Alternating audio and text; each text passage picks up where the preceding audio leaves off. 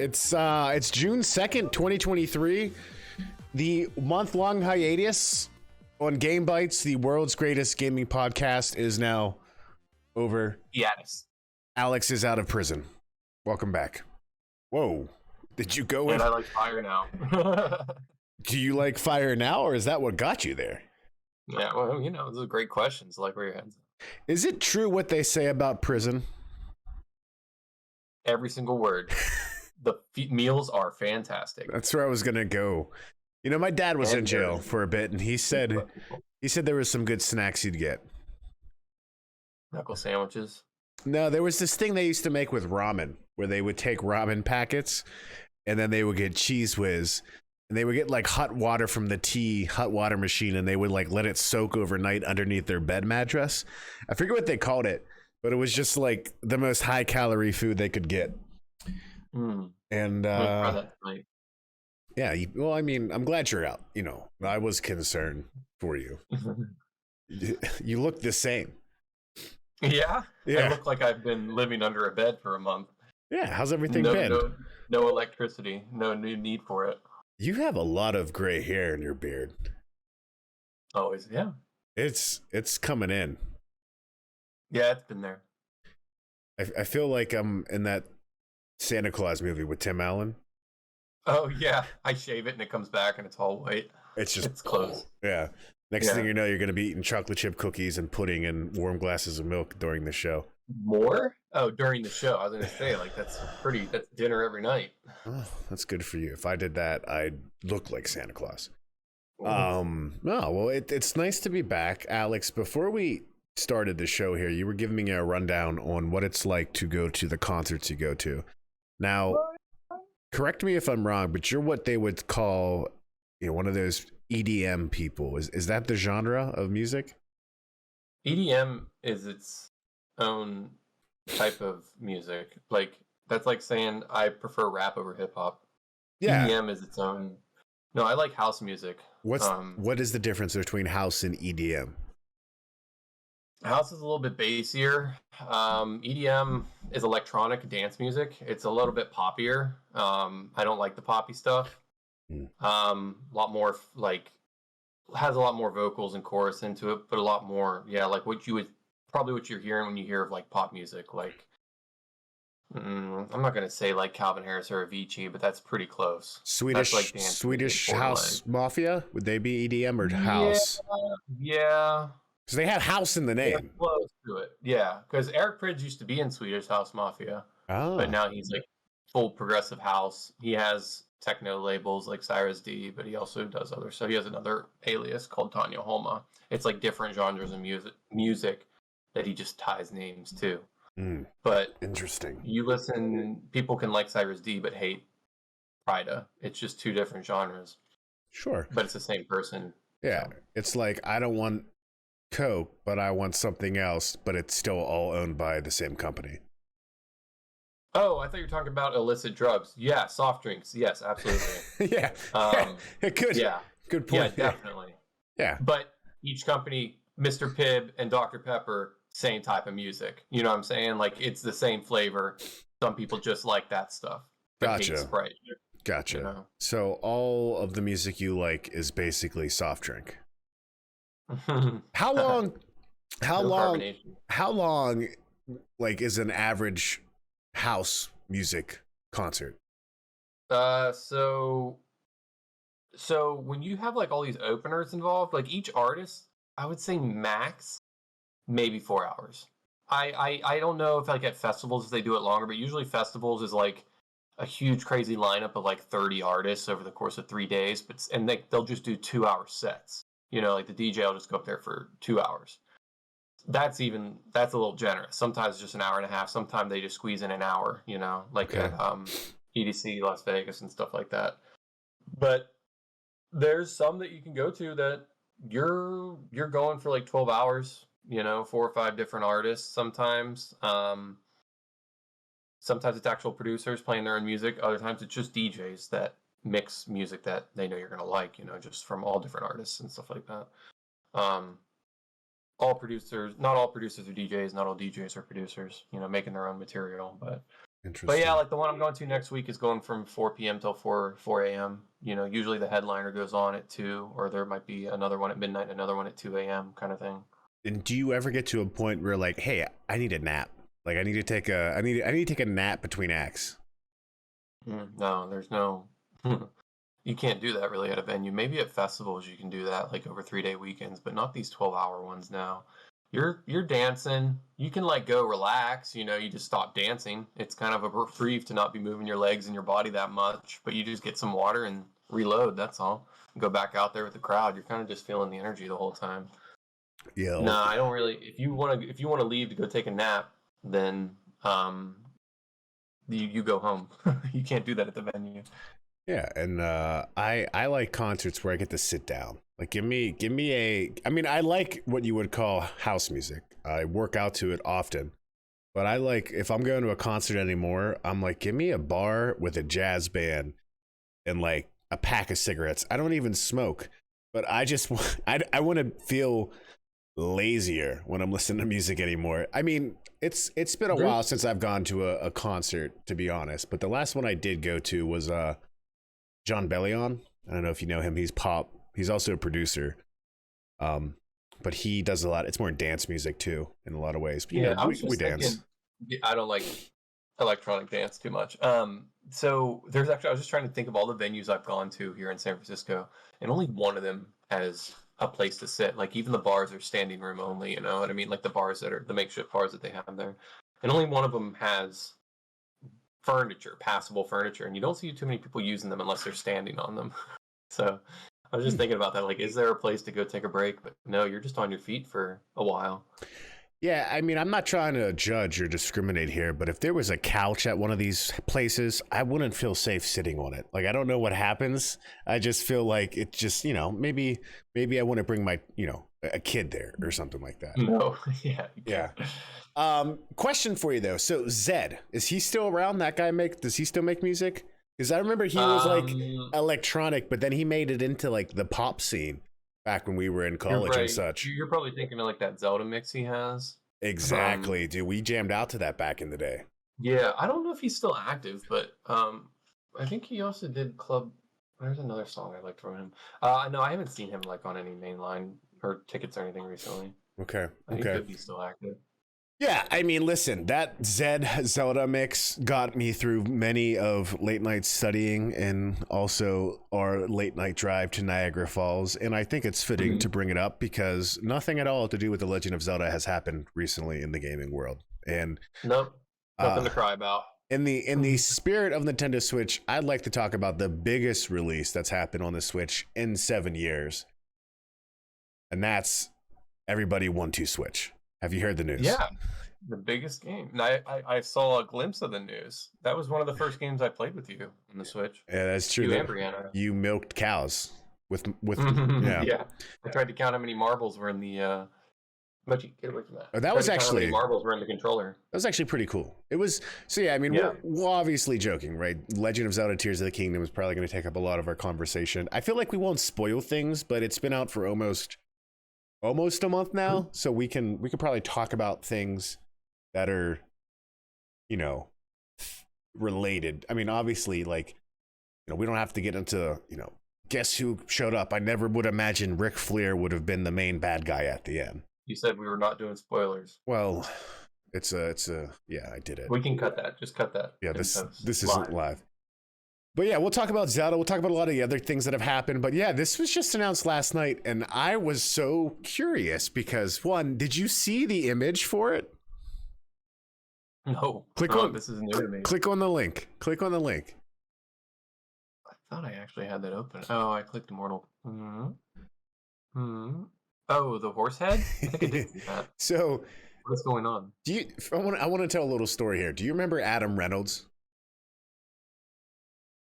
Yeah, from Clarion. There were so many celebrities that just went through my head there, but yeah, from Clarion. Yeah, the celebrities we're all friends with, exactly. Yeah. So Adam Reynolds, the first time Brianna and I went over and had like a double date with him and his wife, he was like, yeah, come over at this time, just show up. So we walk into the house, doors unlocked, and he's just sitting on his couch, candles lit, in a horse mask. And I've known him for that point for like 2 years, but I was just like, what did I get us into? Like, did I completely misunderstand what this invite for dinner was about?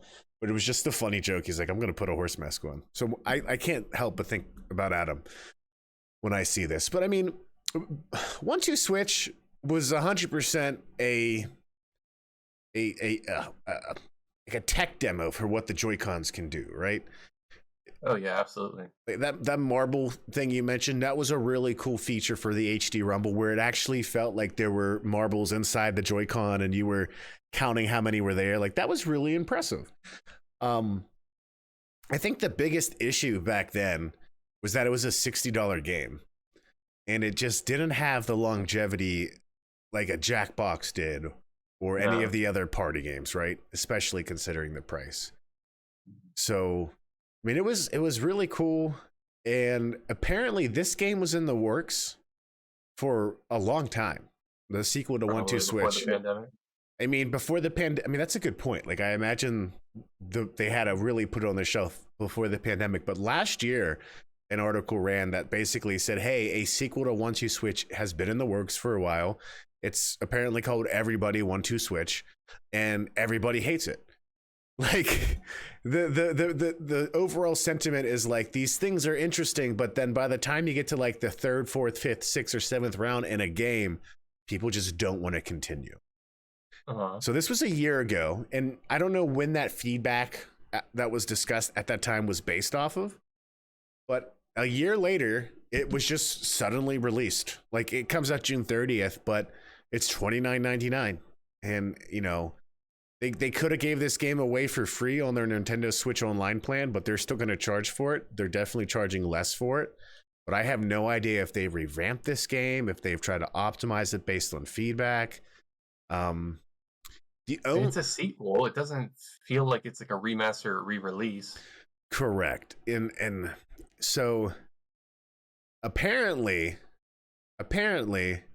this game is also going to allow you to use your cell phones for player control as well.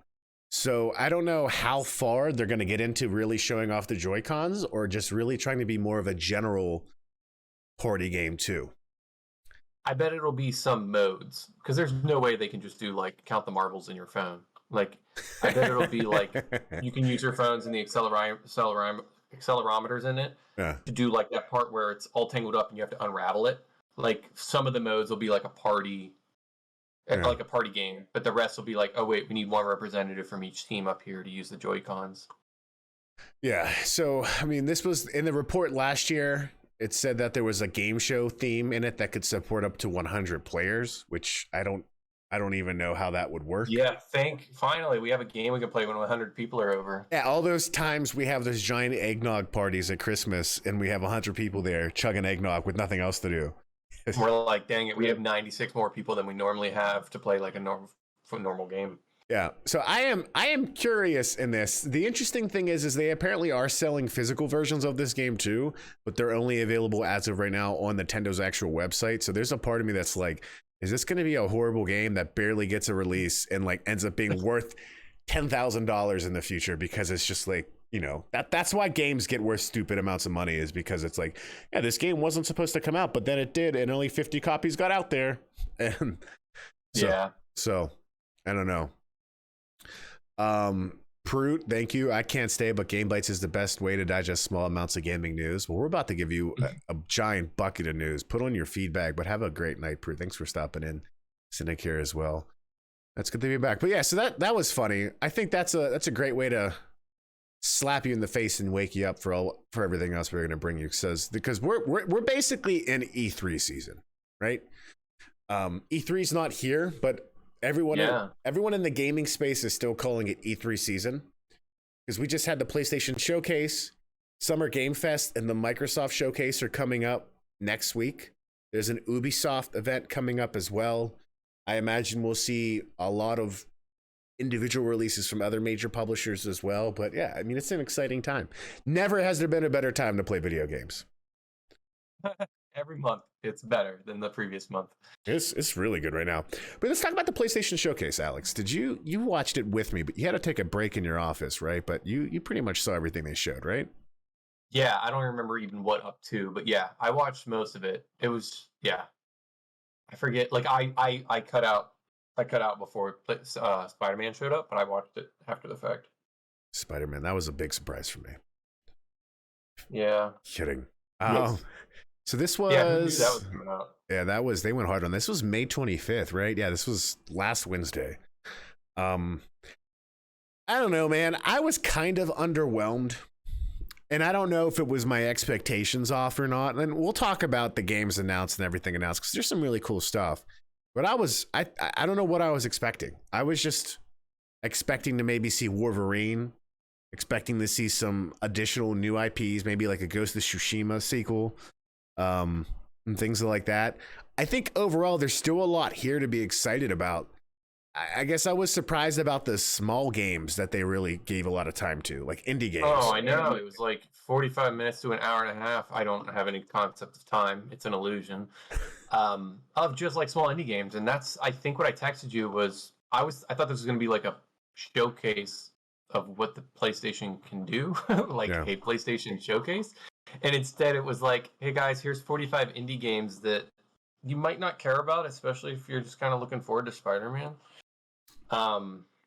Having said that, it was a huge step up from whatever that was back in like February. I think it was like the State of Play or something. Yeah, that At was least weak. it was more entertaining than that. Yeah. Yeah, there was a lot of there was some strong actual announcements in this. We'll get to that, but yeah, there was a lot of time devoted to stuff most of us won't care about. Not really showcasing the PlayStation. So I think starting off with like the first game they showed was Fair Game, which was by a studio called Haven Studio, which I don't know if you could tell, but I think there are a lot of ex-Ubisoft developers that work there that also worked on games like what's their open world like cyber infiltration game. I've never played it. There was a brand new one that just launched with this console generation. You talking about Ghostwire? No. Ghostwire Tokyo was Bethesda, Ubisoft game, IT game. Watch Dogs, yeah. So this game gave off strong Watchdog vibes, and there are actually a lot of people at this studio that worked at Watchdog. And it seems interesting. It's a PvPvE game where you basically just do heists. And it had a Payday vibe to it as well, mixed with Watch Dogs. Yeah. Yeah, everyone. It seemed interesting. Like I was like, I mean, those games don't really speak to me, but hey, maybe it's great. Maybe it does a lot of new things that are really cool. Like it kind of cool to imagine always online. Well, not always online, but a game that's always got like a scoreboard for who's got the biggest heist, and it could be like your clan is, leading that globally or regionally or something like that. That seems interesting. I've always wanted to be a criminal without the crime, unlike you. I just lean into it. Yeah. But yeah, there was just a lot of weird like indie games, like the Talos Principle 2. Never played the first one, but a lot of people considered that to be one of the best puzzle games that come out in many recent years. Which I don't know if you even remember it or saw the first one. But it kind of gives off to me Myst vibes. Do you ever play Myst? Did you ever hear about Myst back in the day? I know of it. Yeah, Myst. Yeah. Myst, man. Myst is a game that's, it's been around since the early 90s, but like has a ton of lore. There's been like 5 or 6 of them. You actually might like a game like Myst, but it's all like adventure clicking game and also puzzle game. Like with a lot of crazy family drama and lore that you slowly unravel. But it's the main premise I remember from the first game is like somehow you end up sucked into a book and you're in this world that you have to get out of, and it's just weird. But Talos Principle is kind of like that. It's a puzzle game, but it's not just solving puzzles. You're actually interacting with a world, and solving puzzles how you progress through the story. Square Enix is making a Splatoon game. How do you feel? How do you feel about that? I mean, that just seemed like the most tone deaf release in 2023 or 2024. It just seemed so late into the game and just so like I don't want to say cringy, but it just looked like nothing about that trailer seemed like this is the game for me. You know, like it just that seems so weird. It just seemed like that's something that should have came out like a year or two after Splatoon as a direct competitor. Yeah. Not this late, and it honestly looked like a Switch game. I think Switch games have better graphics than what was shown during this gameplay trailer, actually. The This style, looks like something for a handheld game. yeah. Nintendo Switch, I mean, they might not come at you with like 4K, but they'll have a lot of style to their games that will make you think that nothing else looks like that, right? And Yeah. so, yeah, I mean, it is interesting because this is so clearly borrowing off of the Splatoon formula, right? Like, you're not actually shooting people. The way to win the game is to paint the map with instead of ink, you're literally shooting bubbles. The one thing, and Splatoon has a way of doing this, but like in this game, the more bubbles that build up, it affects the map. So like you can walk on them. And so what you're doing affects your mobility in the map. Splatoon kind of has that, and the more your paint on the ground, you can then swim underneath it really fast. But it's a little bit of a, it's the same thing, just cut in a different way. And yeah. I mean, Foam Stars is a game that I wonder if it's going to be free to play, and maybe they just hope to capture some people that are big Splatoon fans. I don't know. I don't know. Graphically, I was not impressed. Like it looks like a handheld game or PlayStation. They had like this HD cinematics like any other game, but then when it switched to gameplay mode, it was such whiplash. I just didn't expect that with, well, first of all, a Squeenix game, and then also it's 2023, so it is. It just looks like something that should have came out.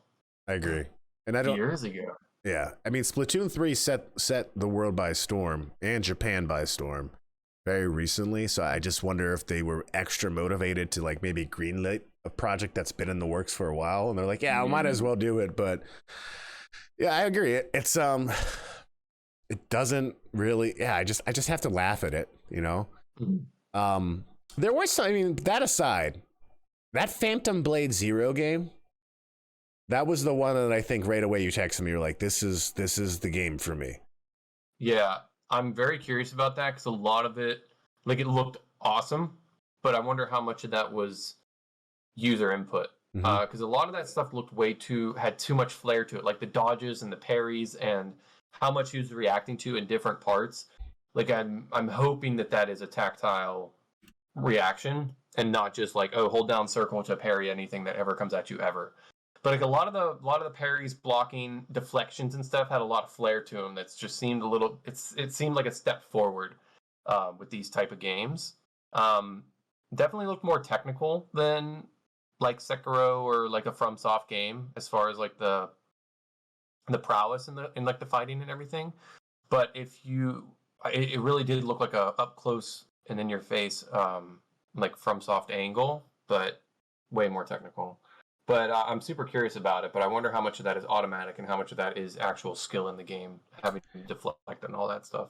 Yeah. Or it's not just like, it honestly looks like a quick time event. That's what I'm worried about. A lot of that place and that looked like it's just like, oh, hit square at the right time to deflect everything while you're riding on this horse down like this train track and stuff. I agree. What was gameplay and what was cinematic we were looking at, right? The setting looked fantastic. It seems I think it's a game made by a Chinese developer, which there's a couple games that kind of are Souls-like games that are on the way of coming out. Not Wo Long, but they're on the way. There's that one game that's based on Journey to the West. Remember that? Where you play as the monkey and it looks like a Souls type game, but you also have transformation. It's not called. No, it was Wo Long. but what is it? It's Sun Wukong, but yeah, I forget what it's called. It's too close to Wo Long for me to remember, and I don't want to say it because I don't want to be offensive. Because I'm like, I don't want to be like it's all the same to me. Like, no, I just honestly forget.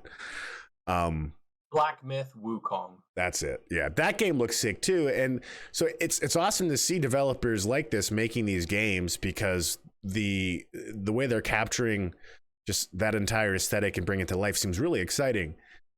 To your point about what was game and what wasn't, it reminds me of so this was showcased back in 2020 2019, game called Bright Memory. It was a first-person shooter.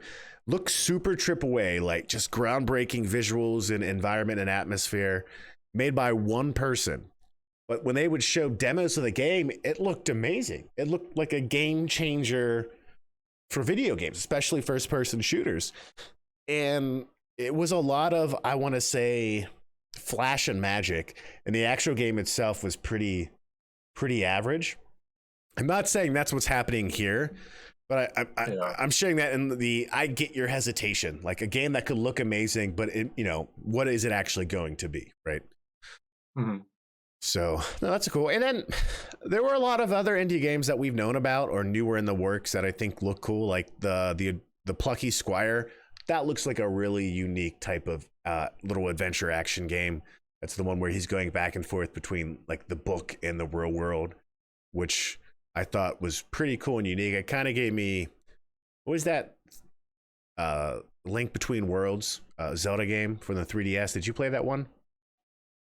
Where he can like go into like not a painting, but you can like become part of the wall. Yeah. Or it's when you go to the dark realm kind of thing. It's like a dark world. It's like a mirror world. Both. Yeah, I played that on the 3DS. Yeah.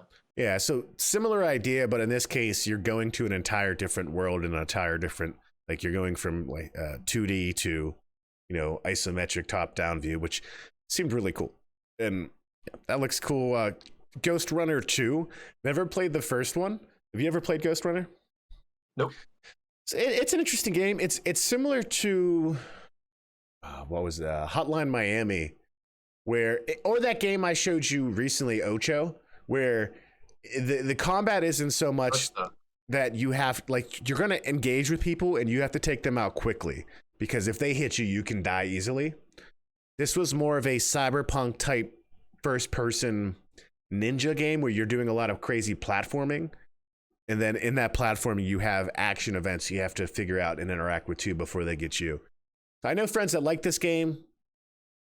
I never played it. It came out on Switch. It came out on every console. But again, just surprised that this is what was at the showcase, right? Like I wasn't expecting this. I was expecting, again, expectations could be wrong.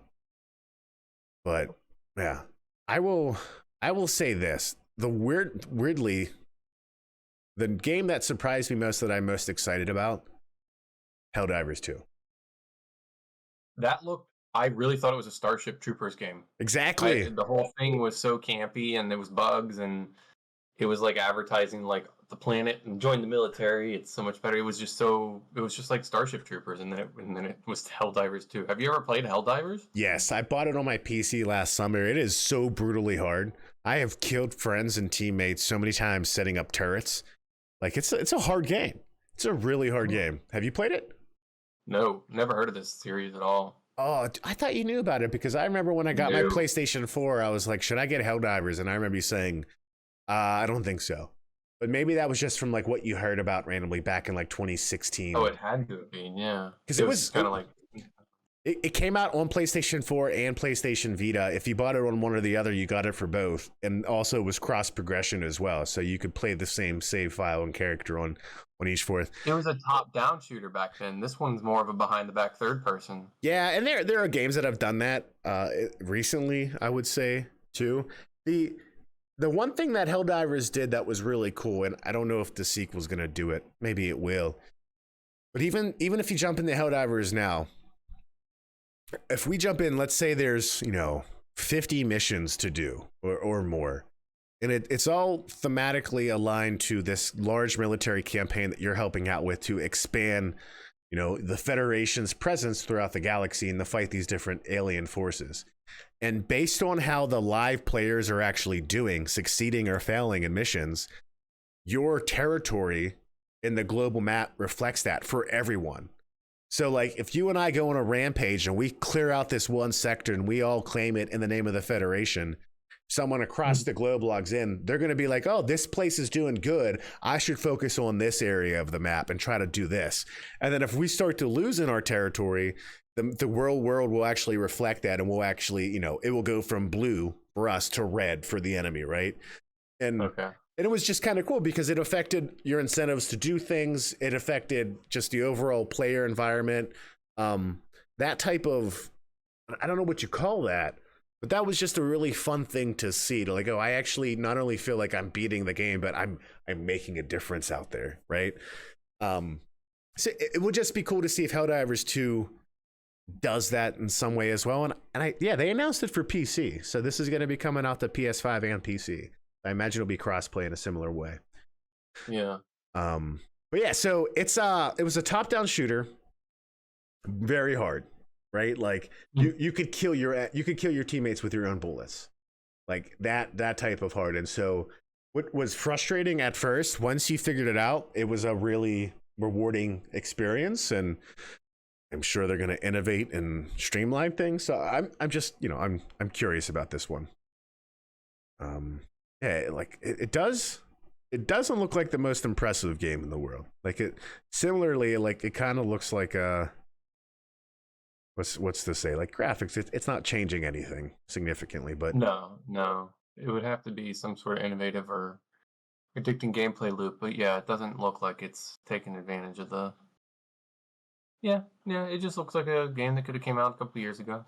Yeah, I mean, like that's again, I don't want to undersell it. I mean, they had some announcements for PSVR 2, Resident Evil 4. Resident Evil 4, yeah. Which that's cool. That I don't know when that will be out, but that definitely seems interesting. Some sequels to some popular games like Arizona Sunshine.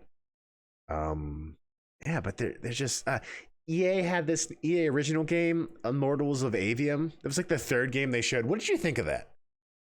I'm looking for. It was like the Magic first-person shooter that was all Magic based. It just looks like Forspoken. That's what I thought it was at first. Yeah, I think I wasn't too impressed with this. Yeah, I think it was like cheesy vocal or cheesy writing or something. I locked myself out of the age restrict because I put no, and now it's like you can't. You're under 18. Oh, so I can't even look at it now. But it does look like Forspoken. It just didn't seem that fun to me. Like, I'm not against a game that's like, shooting magic at each other, but it just seemed really, I don't know. It didn't seem that fun. But maybe I'm completely wrong. Like, EA Originals has done a really good job over the years. Wild Hearts is one that, for the most part, I think average reception. But It Takes Two, that was an EA Originals game. So like they try to be publishing different things that they're usually not doing. So I mean, who knows? Yeah, I was gonna say they're kind of like covering their grounds on different types of games. Smaller games and it's usually developed by someone else, and they're just really publishing it. But it's a good strategy. So yeah, I don't know what to think of it. There was just a lot of. Again, I was expecting maybe something major. I mean, we got some Konami news. It was Konami news I expected to see, but it wasn't everything I expected to see from them. Like, I expected to see Castlevania. We didn't get that, but we did get the remake for Metal Gear Solid 3. Yes, sir. That was pretty cool. It's been a long time coming. Did you play the original one? I played 3 on, like, what was it, PS2? No, PS2 or PS3? I think it was a PS3. It was on PS2. It might have been released on PS3, but it was a PS2 game. Wow, that's so old. Yeah. But yeah, no, I remember the fury and I think the pain and the end and the boss. The only news I saw on that following up is they're going to actually use the vocals from the original. They're not, like, they don't have to build it from that far from the ground up. But yeah, I'm excited for that. I'm excited for like updated. I hope they don't just remaster it. Like well, that's hard to say. Final Fantasy VII remake was kind of going through the same beats, but it's a completely different game. But I would love to see them really lean into the horror with some of those bosses. Sure. That game was so cool. Was Ocelot in that? Ocelot was in that, right? Ocelot, I feel like, is in most of them. Yeah, is he just reoccurring? Yeah. But yeah, that's gonna be a fun game to just go through again and relive. See, I remember I got a PlayStation 2 Slim one Christmas, and I also got Metal Gear Solid 3 Snake Eater that same Christmas, and I don't think I beat it, but I remember being oddly enough like intimidated by its survival requirements of like having to cook and eat snakes at the time. Meanwhile, here I am Yeah, jumping like 85 hours in the Tears of the Kingdom, eating freaking everything. But that game also surprisingly had a lot of collectibles that were like even one of the bosses was built around finding collectibles throughout the early game. I think it was the sniper, the old guy. It was kind of like if you just so happen to have these 4 knickknacks or something. I forget. Or maybe it was just finding his bird during the fight. But I know that game had a lot of collectibles in it, and just kind of like after the fact, fun stuff, little Easter eggs. yeah, they were always known for that, where like you would find random things on lockers and stuff like that. That was always part of the Kojima and Metal Gear flair. Yeah. So it's Metal Gear Delta Snake Eater, and people are like, why Delta? Delta being the third letter in the Greek alphabet, which makes sense. It's Metal Gear Solid 3. But they also announced it for Xbox, so it's not an exclusive game, which again doesn't surprise me, but I did think PlayStation was going to be like, our powers, we're going to make this a year exclusive or something like that, like they've done with Final Fantasy, which is fine. They also announced the Metal Gear, I don't know if it's Master Collection or not, which is 5 games.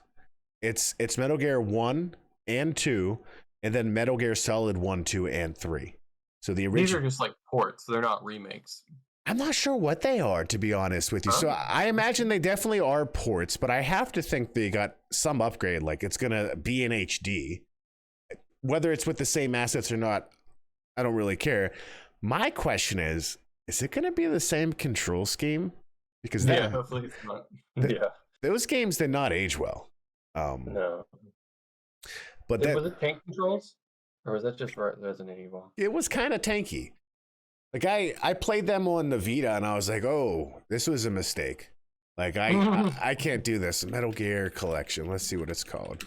Volume 1 as well is what they're dubbing it. So so it's gonna have HD collections of all the games, and that there will be more information. But again, they're definitely doing like the Mega Man collections where there's like artwork and stuff like that. Essentially a re-release of the HD collection released in 2011 on PS3 and Xbox 360. So I don't think we should expect much of a change in how the game plays, which is fine. Yeah. Again, coming out on Xbox and PlayStation and PC. But yeah, the Snake Eater remake looks really cool, and I hope it's a sign to come for them to do more. Like there was Metal Gear Solid 4. Did you play that one? I think it was Peace Walker? Guns of the Patriots? Oh yeah. What one was Peace Walker? That doesn't sound familiar. Peace Walker was 2010. It's a PlayStation portable game. That's right. Oh, there you go. No, it was a pretty significant standalone game. But yeah, so Metal Gear Solid. Did you play Guns of the Patriots? I only played. That was one of the things that I like rented on GameFly. Like I played it for a little bit, and if I couldn't, if I didn't have the patience for the stealth or something at the time, I just bounced to like another game and never finished it. Yeah. I want to give these games their due diligence, so I'm excited that they're going to release them. I do wonder, because there was a lot of like PSP game, Metal Gear PSP games. Like Dan Reichert loves Metal Gear Solid. I'm pretty sure he swears by Peace Walker being perhaps one of the best Metal Gear games. And then there's also Metal Gear Acid 1 and 2, which those were PSP games as well. And they had like Tommy in the chat, man, I feel like there was like a card system to them. And yeah, it's a turn-based collectible tactical RPG game. So like they could definitely fill up 2 volumes of Metal Gear games, especially considering like these compilations of all the different games from the systems. Yeah, like what Kingdom Hearts had to do. Exactly, especially since they're putting Metal Gear started back in the 80s on the NES, right? So the original 2 games in this first collection are going to be NES games, which were very hard. So yeah, it's gonna be interesting. It's gonna be interesting. Metal Gear Acid. No, Kojima was not involved with those games, and it got very weird, but people liked them. Oh yeah, acid. It gets weird. So yeah, I mean, so that was I think the highlight for me. Now, two things I'm really interested in, or three things. Alan Wake 2. You never played the first Alan Wake, have you? No, that was like one of the games. I know that was that a PS3 one? I think it was, but this is so It was like that was really close to a launch of one of the generations. I think it was the 3. But I remember that game came out and was out for months by the time I actually got one. That was part of the reason I ever played it. But it also looked like a game they're like was really focused on advertising like lighting in a system like that, you know, what they were able to accomplish with that. Because you just had a flashlight the whole time. But no, it looked horrifying and I never played it. And so did this sequel. I guessed that it was Alan Wake because of the whole flashlight and everything. I was like, this just reminds me of Alan Wake, but like leaning into like some horror stuff. Was the first one like that? This one seemed like a lot of jump scares and crazy stuff. Was the first one like that? So it's definitely got horror elements to it, but it's not so much a Resident Evil type horror survival game. It's, I mean, the basis of the first game, more like a mystery investigation kind of thing. kind of, but the action's actually not bad. And I felt like I played a few hours of the remake. They recently remade it completely. It's gorgeous looking. You could get it on your PS5 now, and it's a fun play. Just so you know, it's made by the same people that made Control, so it's a Remedy game. Cool. And in fact, without spoiling too much, both Alan Wake and Control exist in the same universe. So okay. I don't know how far you got in Control, but I believe in the DLC there's some references to Alan Wake, specifically what happens to him in the game as being an event that the agency in Control is kind of studying, if you will. Yeah, okay. But yeah, Alan Wake is like, I would describe it as like a Stephen King-like story where it's just like this, the game starts off, you're an author who's, you know, really known for that one book, but has had writer's block, and your wife is like, let's get away to this cabin. And all of a sudden, your wife's not there, and like there's all these crazy stuff going on. And so the flashlight's important because it's how you like stun enemies in the beginning. But then I also have like a gun. Like I was just blowing people away in this game too. But it's definitely kind of spooky. But like a spooky where like you feel like you get the revenge you want. Like, oh, that thing scared me. Now I'm gonna shoot it to death. Which those are the games I like. Like Dead Space is kind of like that as well. So the fact that they're making a sequel, I like, because again, I like the Control universe. I like the storytelling in Alan Wake. A lot of people are big in Alan Wake, so that's cool. But again, I was gonna say, I feel like there's a fan base for this. It's been waiting for this, or thinking the announcements were teased for like years. Yes, yeah. Finally happening. There was a spin-off game called Alan Wake, like New Nightmare, I want to say. I never played that one, but these were, I think it was a standalone game as well for PS3 and 360. Also on PC, but that was exciting to see. And this one's gonna have two characters. There's definitely monster type things in the game. Like they're not just people you're shooting. They're a weird type of figures. Oh yeah, that thing busted through the wall like some Hulk in Resident Evil. It looked like. Yeah, it's a really good game. Again, I know you're not a fan of those types of games, so I don't want to push you to play it. But if you ever happen to just be like, well, it's here, I think it's worth checking out just because of the story alone. It's the monthly game. It is? No, like that would get it. That would make me probably try it at least. Yeah, the world building, just like the world building at Control, is really well done. Like it's really well done. So that's cool. And then the last two things I thought were really interesting about the showcase. Dragon's Dogma 2. What do you know about Dragon's Dogma? That game, my brother and I really liked that game. I liked it because of the inclusion of a lot of mythological creatures, like not just Greek mythology, like the chimeras and manticores and stuff like that. But that game, I think at the time, had like the most in-depth character creator. Like there was a lot of people posting like, I made Samuel L. Jackson. I made this person. Like that was like a huge random mini game from Dragon Dogma's release was the original one. Not, I think there was a Dragon's Dogma Dark Arisen. Was that kind of like a remaster or not spin-off? They re-released it on Switch and Xbox One and PS4. That's probably what it was. It was called Dark Arisen. I think it was just like an upgraded version of it. I never did that one. I played the original. My brother did too. But it's that game expansion was and re-release. Sorry. There you go. So it's kind of like the Sunbreak for Monster Hunter Rise. Yeah. But that game was pretty difficult. If you're running around in the daytime, it actually felt like, you can handle stuff, but nighttime was a whole nother thing. And it was dark. You had to carry around like a torch or like a lantern just to see, and while you're trying to fight these monsters and stuff.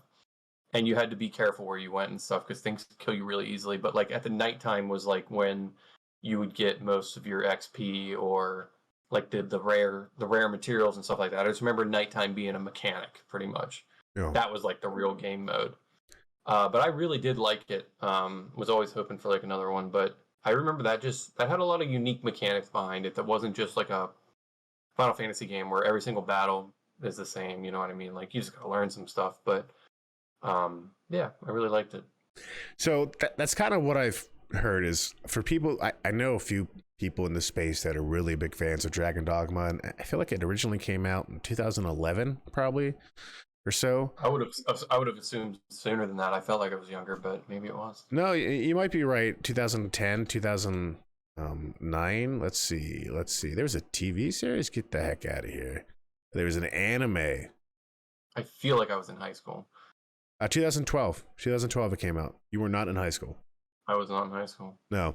But yeah, so I heard it was ahead of its time. Like, if you're a fan of Dark Souls, Dragon's Dogma was kind of on the verge of a lot. I mean, Dark Souls came out around that time as well. When did Dark Souls? This game, it's open world completely. Yeah. Like that's a stray from Dark Souls. I realized that for sure, but there were similarities in kind of what you were saying, is that it was a very sim-like RPG with combat that was kind of brutal at times, but also had its own different thing to it, which it sounds like a lot of people were into for the same reason you were, which is just the expansive world, the expansive features in the world, all the different things you could Monster do. variety too. Yeah. And so this is Capcom, right? Capcom made it big with Monster Hunter World. Dragon's Dogma didn't set the world on fire in terms of sales, but it's got a fan base, right? Dark Arisen was a re-release in 2017, 2018 for all the consoles. So I think this game could potentially be pretty big, especially if there's quality of life improvements and just everything else that they've been doing, in this game itself and in this space. So I'm excited about it because I love games like that. Like, this is my hot take, Alex. Yeah. I love the Souls games, but I think I like Dark Souls 3 more than Bloodborne. And it's not because I think Bloodborne isn't a good game. I think Bloodborne does things better than Dark Souls 3, like the health mechanics and aspects of the combat. But not frame rate though. Sure. But the world and environment of a Dark Souls game is something I like more, right? And so like Dragon's, I can understand like the setting. Yeah, and Dragon's Dogma it seems to be similar to that, where again, so like I'm excited about this game for sure. I imagine it's going to be gorgeous. It's going to be in the new Ori engine. This is something I'm going to buy. Yeah. Like this is like I don't really need much convincing because I like the first one years ago so much. Well, it does say right here that they're planning to do an extensive marketing campaign just for one Alexander McConnell. Oh, nice. That's a waste of money. You really don't need to do that. I'm gonna buy it. It also says it's not a waste of money. Game Bytes. There is a significant data that suggests Game Bytes talking about a game positively impacts sales significantly by two. Nice. 2 extra copies. That's $120. The other interesting too is Capcom just released Street Fighter 6, which we'll talk about. But that game was $59.99, and Resident Evil 4 Remake was $59.99. There's deluxe editions and all that are more expensive, but Capcom is still making these really AAA tier games without crossing that $70 barrier. I wonder if they'll keep it. Guess what else was $59.99? It's funny. You look at Street Fighter, and I mean, you look at even Zelda. The price of these games, and then you have that Lord of the Rings Gollum game that just came out for the same price. I forgot about that. Was that $70 or $59.99? The $59.99 was for the absolute trash version that is the base game, and for $70 you could get the lore compendium and emotes added to the game. You get a digital version of Lord of the Rings then? Like what lore compendium do they need to? No, like literally the lore, like not like literally like little paragraphs that you should just have in the game, like information about enemies and personnel. That Yeah, the glossary. I'm gonna get angry if we talk about this. Let's talk about that after the glossary was behind the expansion. That's just criminal. For so many reasons. The last thing I want to mention is Destiny did have some new content that they're showing that's coming out. Yeah. Which, listen, they're like, nothing's working, let's bring back Cade. That's what they said. And I mean, whenever they killed Cade, people were not happy. I liked Cade. Yeah. I liked Cade. I did too. And it's the original voice actor. What's his face? The guy from Firefly guy. Nathan Fillion. Serenity guy. Nathan Fillion. Uncharted. Nathan Fillion. That's it, Nathan Fillion. He's the guy. He's the guy in Two Guys and a Pizza, classic early 2000s sitcom starring Ryan Reynolds and Nathan Fillion. Yeah, it's a real show, by the way. So that's interesting. Some people in the Destiny community that we have in our Discord, some people were like, "I am angry," and some people were like me, were like, "That's awesome." For the new DLC? For the new content they showed off, yeah, for Destiny. Yeah. I'm just like, I mean, I don't know. I don't like Destiny's just a fun game, and I haven't paid for it in like a year, but maybe I'll play it again. Maybe I won't. I don't know. It's just the shooting feels good. That's the only thing I could say is I like shooting things in that game and making the numbers go up. You know, and that's something Americans need, is just something that makes the shooting feel good. Amen. Kidding. So they announced that, but then they also announced the new Marathon game, which had a really cool trailer. It had a really cool trailer. I had for a second, I'm like, what is this? Oh, it's Bungie. It's got to be Marathon. Yep. Now, what's going to be important here is what is this actual game? Because it's a PvPvE game, extraction shooter. So imagine the Division. Then those zones where you're going against other players and environment. You know what I mean? Yeah. So it's gonna be like that, and it's gonna be kind of where you're focused on loot, and there's not gonna be a single player campaign. So far, I feel my personal take is this game could be cool, but I feel like it's just an attempt at Bungie to use a pre-existing IP. To get into the space. Name recognition. Yeah. Just name recognition. But if the shooting's good, yes, then people don't have to play Destiny to get that same feel. Agreed. They can move on from that finally. And the extraction type shooter is gaining in popularity. I mean, Escape from Tarkov is the biggest one. There's also Hunt Showdown. But there's nothing that's kind of like this space type feel. And Marathon, I know nothing about besides the fact that it was the precursor to Halo back in the day, and it seems to have a cool environment and world. You know, apparently it exists in the same universe as Destiny, so it was just I'm interested at the very least. That's all I'll say. Well, it should have a bigger launch than Halo Infinite, and just like kind of come full circle about how far this company has come and fallen and risen. But yeah, just Halo. Yeah, that's. Yeah, I'm curious how it launches. That is sad. That is sad, but not as sad as Lord of the Rings Gollum. So not only has the title I have here is Schmeagol drops the ball and the ring. ... Yeah. So that is. When was this? That is such a weird situation. When was this game announced? I think 2 years ago. Or last year. Like the first thing I saw of it was last year, and my first thought was like, okay, like why? Yes.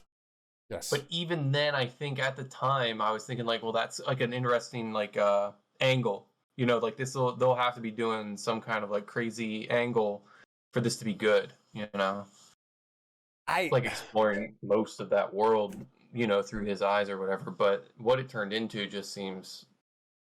It's not even joking when this looks like a PS2 game. Yeah. At least Gollum himself, because it just looks like they just uploaded this into some actual Lord of the Rings game, because like the graphics just look like it was released on a next gen, the background and stuff, but the actual facial animations and the character design, just awful. So but that's the tip of the iceberg for what's wrong with that game. Yeah, I mean, they released an apology. We never want, we feel horrible. They wrote that apology letter a month before it released. They just had it ready, just like Yeah. most games nowadays. Well, yeah, game companies have internal reviews that they do as like consulting to say like, what do we think this game will score at? And yeah, I will say this: Dude, at I no foresee a future where the digital deluxe edition just comes with an apology letter rather than you having to wait for it for 2 days. yeah, but it will be a uniquely signed NFT apology letter, 1 out of 1,000. So it will at least be. It's just like they released a trash game that they knew was going to be absolutely awful, took everyone's money, and was like, "Oh, we're sorry that you're disappointed. Now that we have your money," rather than just like table it and like try to work it around. They knew they knowingly released that piece of trash. Charged $60, not 30, and then just did the apology letter. At no point did this game ever seem like a good idea to me. That's what I'm trying to think. Like when it initially launched, or when they announced it, I still thought there was like a glimmer of hope there. I was like, man, whoever likes Lord of the Rings is going to be eating good because this angle hasn't been taken yet. Yeah, for a good reason. It's right. Yeah. Why? Yeah. It's not like he was a strong warrior that even though he was bad, Schmeagol is a lying, thieving coward who is literally schizophrenic and split amongst himself, right? Like, I feel bad for him. I don't want to play as him. And the story of this game is the story we know that happens. Like, he loses the ring, he makes his way to Mordor, the evil one tells him what to do, then Gandalf gets him and, brings him to the freaking elves and like, hey, that's Lord of the Rings. And again, I feel bad because it to me makes me worried that they're just going to try to, like, the Shadow of Mordor games, fantastic games. Shadow of War lost me a bit, but Shadow of Mordor was great, even though it kind of took some creative license with how it portrayed aspects of the Tolkien world. I feel like it worked for the type of game they were trying to do, right? Yeah. Gollum was trying to be faithful to the story, but I just feel like it wasn't an exciting idea for a game. Like, I'm not big in the stealth games enough already, right? I don't even think there is stealth game. I think it's just you wake up, you do chores, and you go back to sleep. Yeah. And there's some light parkour, and Gollum can wall run, and Gollum raises a bird for the sake of a game mechanic. Yeah, that just sounds. I don't think any of that's lore accurate. But I mean, man's got to eat. Just doing chores. So it seems like they're potentially going to abuse that license, which is, not a surprise. IP gets abused all the time. But good luck getting any trust from anyone after that.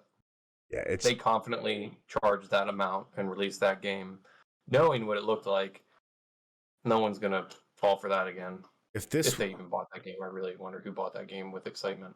I knew one person that was excited about that game. Everyone else was like, why would I buy that? Tears of the Kingdom is out, and Diablo is coming out, and Street Fighter. Like, it just released. It released at such a horrible time too. But yeah, the Gollum simulator, I'd rather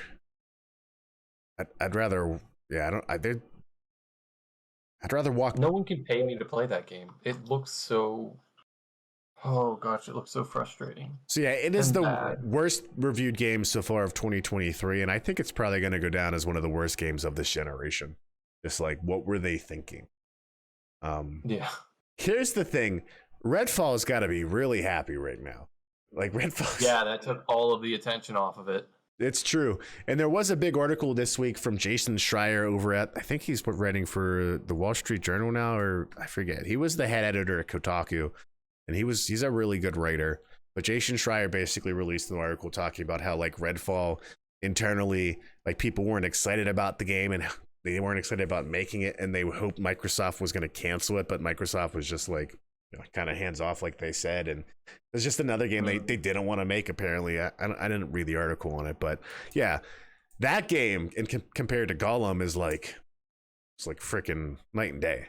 It's just funny that, like, we, especially when this was a weekly podcast, we talked about big releases and games that came out. There's dozens of games that come out every week, but it's funny that this one ended up on our radar because it was the worst reviewed game, rated game so far this year. Yeah. And that makes it newsworthy. Is it like You have this. You have one of the most popular IPs, Yeah. and you do this. You know, perhaps one of they the could have made a Lord of the Rings racer game, a kart racer. It would have done better than Yeah. this. Oh yeah. I mean, it's very less offensive than what they did here. Yeah, oh yeah. Oh yeah. Like even putting Gandalf into that multiverses game is better than It's better for the franchise than this. yeah. Like yeah. And more faithful. It's oh man, that just reminds me of the Lord of the Rings. Gandalf just disappeared for a while. You don't know if he was out in the multiverses fighting Batman or Bugs Bunny. He is a wizard. He is a wizard. Yeah. Bugs Bunny's so it's technically more lore accurate for Gandalf to be in that game than for this game to be exist for Gollum. He popped up and helped Michael Jordan in the original Space Jam. They just cut that scene. Yeah, that was. Yeah. Oh, that's great. Yeah, so that's sad, but also, I just they get what they deserve there. Except for I feel bad for the people that paid for it because they clearly did not look up on the internet gameplay footage and thought before they went and bought that I should spend the money on this game. I just feel bad that they were deceived. It's a fundamentally. I'm sad that there's like reviewers out there that had to review it because I hope they got that game for free. And there's YouTubers playing it because of name recognition. I hope they didn't have to pay for it. I hope they got a copy for free because that's just they made any money from this game. It is super frustrating. I hated seeing any gameplay footage from that because of how poor it was. There was no redeeming factor. Alex, I want you to tell me how you really feel. It's so frustrating. That $60 game. If it was like a $20 game or $30 game, people would do it just to see how bad it is. But that's just like, that's a full price game for what they release. Is just horrible. It almost seems like they could have done a better thing. It's like, hey, the whole game aspect we're gonna get rid of. This is just gonna be like a walkable exploration of Middle Earth with really cool graphics. Just take the game out. We're gonna release it for like $20, and you could explore Middle Earth. It's like Google Maps for Middle Earth. Like that would have been probably better for the work they put in, because even The Guardian quotes it as saying, derivative, uninteresting, and fundamentally broken stealth game, which again, not a lot of stealth in it. So yeah, it's interesting. I'm glad I wasn't interested in this at all, because I would have just He's been actually the reason I have trouble watching the original trilogy again. Like, I'd love to sit down and rewatch like the 21-hour extended edition, but I honestly hate all the scenes with Gollum. It's just like I'm like I just can't listen to it, and I know that's cool. I don't know, but I just can't stand him as a character. I mean, he's meant to make you feel horrible. Yeah, like he is the epitome of the term incurvatus laissez, which is like, he is bent so inwards to himself, he will lie to you nonstop. And that ring, it's the what could be for anyone else who's holding that. Yeah, he'll say whatever he needs to say or do whatever he needs to do to get what he wants, which is that ring. It's a great metaphor for just addiction and a lot of things, right? Yeah, and it's also destructive for him too. Like, he used to be a hobbit, and look what the addiction did to him. He just imagine if like we're watching one of those news stories of like people getting arrested and they unfortunately have a crystal meth addiction, but they looked like and him. They all turned in. Yeah, you're like, whoa, yeah, that is advertisement not to do that drug.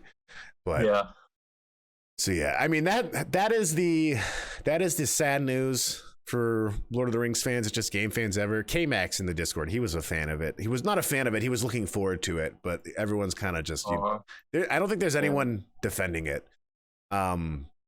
There's nothing there to defend. Yeah. So yeah, in terms of news coming up, Summer Game Fest, I think, is next week. It takes place on June 8th through June 8th. It starts June 8th. So that'd be next Thursday night, I think it starts, from the YouTube Theater in Los Angeles. And I think that's a one-night event, which is just going to be boom, boom, boom, trailers. Jeff Keighley's really good friends with Kojima, so I imagine we'll get the 10-year plan for Smeagol, all the DLCs and all the expansion packs. Smeagol's going to come into Death Stranding too. That would be a better game. Delivering packages as Smeagol. Yeah. So what I hope to see, random game, The Lies of P. I think that I imagine that we'll get You more. think that's due for like a bigger showcase? Yeah, it was supposed to come out this year, I think in the fall. So I think we have to hear more about it from one of these showcases at some point. It'd be hilarious to see more Justice League footage, and they haven't changed anything just to get more fan backlash. Yeah, it's just That'd like be funny. we want to cancel this, so we're gonna show it to you again. Please react even more. And then You just have to prove that you haven't affected our decision making.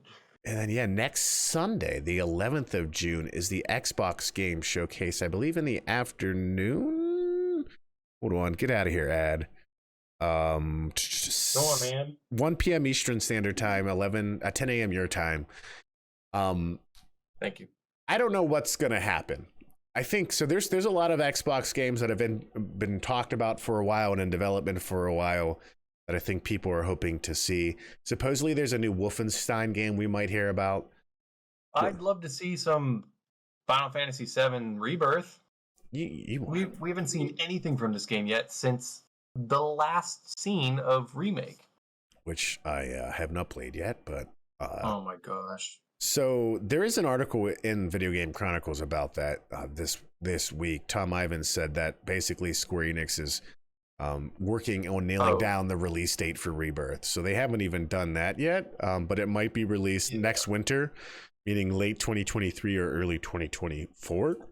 So yeah, they're focused on 16 right now anyways. Like, that, got to keep your attention on 16. Which makes sense, right? They don't want to confuse you, but yeah. So the Microsoft Showcase, the one game that Microsoft hinted at this week on Twitter, which I am super excited about, is the new Fable. Did you ever play Fable? I think I played the third one. Okay, so Fable 1 and 2 I loved. I never played Fable 3. But those games were pretty awesome for its time. And games that, there are a lot of games that probably copied it or did what it did nowadays. But for its time, it was very innovative. And I love the moral system where, like, your actions literally affected how people reacted to you, but also how you looked and all that. Yeah. And, like, that was really cool. So Playground Studios, the makers of Forza Horizon, which, again, not known for making character action-driven RPGs, has been working on this Fable game for a long time. Maybe like 3 years the development was announced 3 years ago. And naturally, it's been a challenge for them because they're learning to do a different type of game. That doesn't mean that they're not going to do it, but I imagine it's been a lot of like, hey, Playground Studios going to another Microsoft studio saying, hey, we need help how to do this, and a lot of learning as well. Which again, Guerrilla Studios never made a game like Horizon Zero Dawn before. They made Killzone, and then they really focused on just dropping Killzone and made a great game in Horizon Zero Dawn. It doesn't mean that they can't make this game good. There's just been known challenges. But on Twitter the other day, there was like a random post by Microsoft, and it was just some lady named like Molly McGamepass or something like that, working at a desk, and like all of a sudden she notices a trail of glitter. And in the Fable games, glitter was like assigned to go get a new quest or something like that. You randomly find a trail of glitter.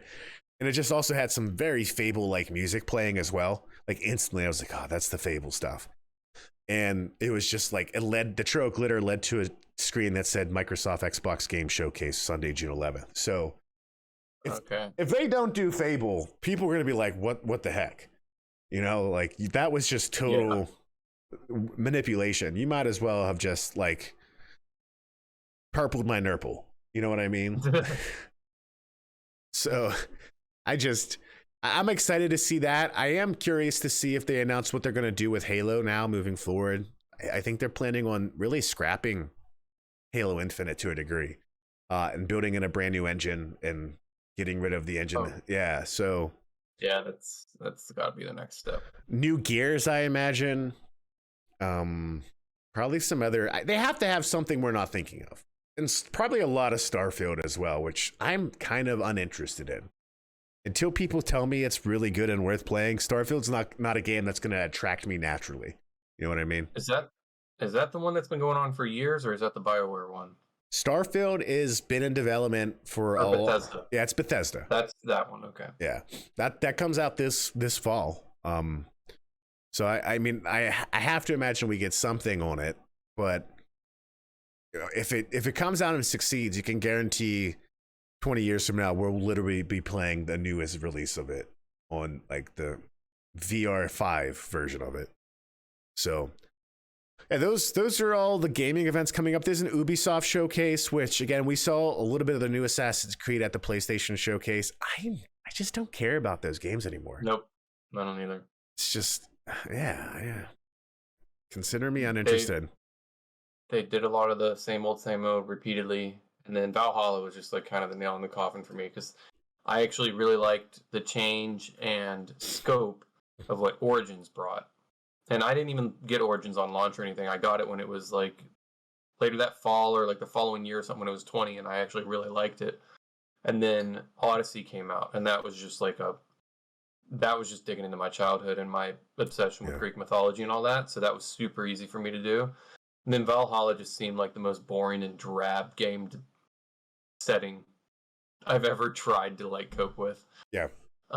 There was nothing fantastic. I know the DLCs added a little bit to it, but it was just so boring. It was like, here's a dilapidated castle, go to the top of it. It's abandoned, by the way. Yeah. And you had to do that like 400 times. That was just everywhere you went was a dilapidated castle. That's what it was. The world of Odyssey was beautiful and exciting to explore. I loved Colorful. it. Yeah. And Origins was the first shift. Landscape. Origins was great for that. But yeah, once I got to Valhalla as well, I was just like, I'm done. Yeah. I could see if you never played an Assassin's Creed game up to that point, especially since the new Origins formula, you might be really into it, but it was very uninspired at times. It just kind of felt like they were like, well, God of War did this. Let's put us in the, that God of War Norse space. But so that being said, Ubisoft has their own event, and it is on June 12th. So the following Monday at 10 a.m. same time.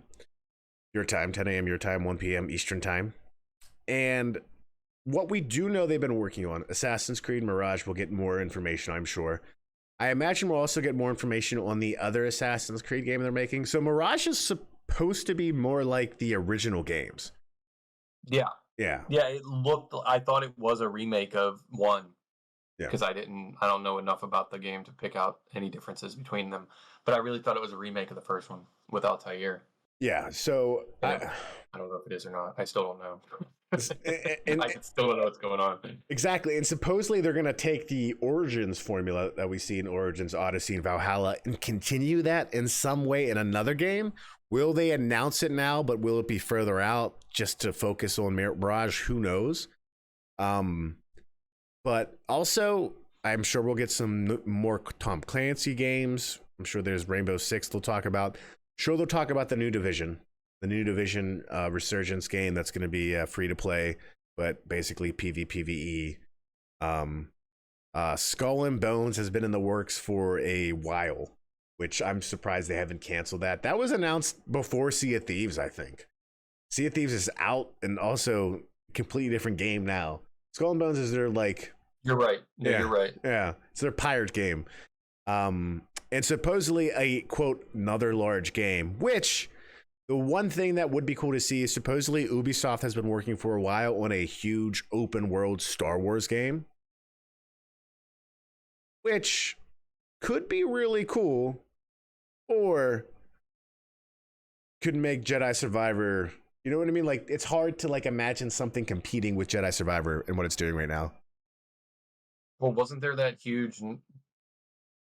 like that? There is a game coming out that looked like it's focused on narrative and world building and races and everything. What was that? That's coming from the Quantic. That's like, I wouldn't consider that competition for Jedi Survivor. That looked like something else. So Quantic Dream, they made the Detroit PlayStation game, Detroit Become Human, and they made all those other games. So they're much more story focused. So, what was that? Do you know what the Star Wars game was called? Yeah, it's called Star Wars Eclipse.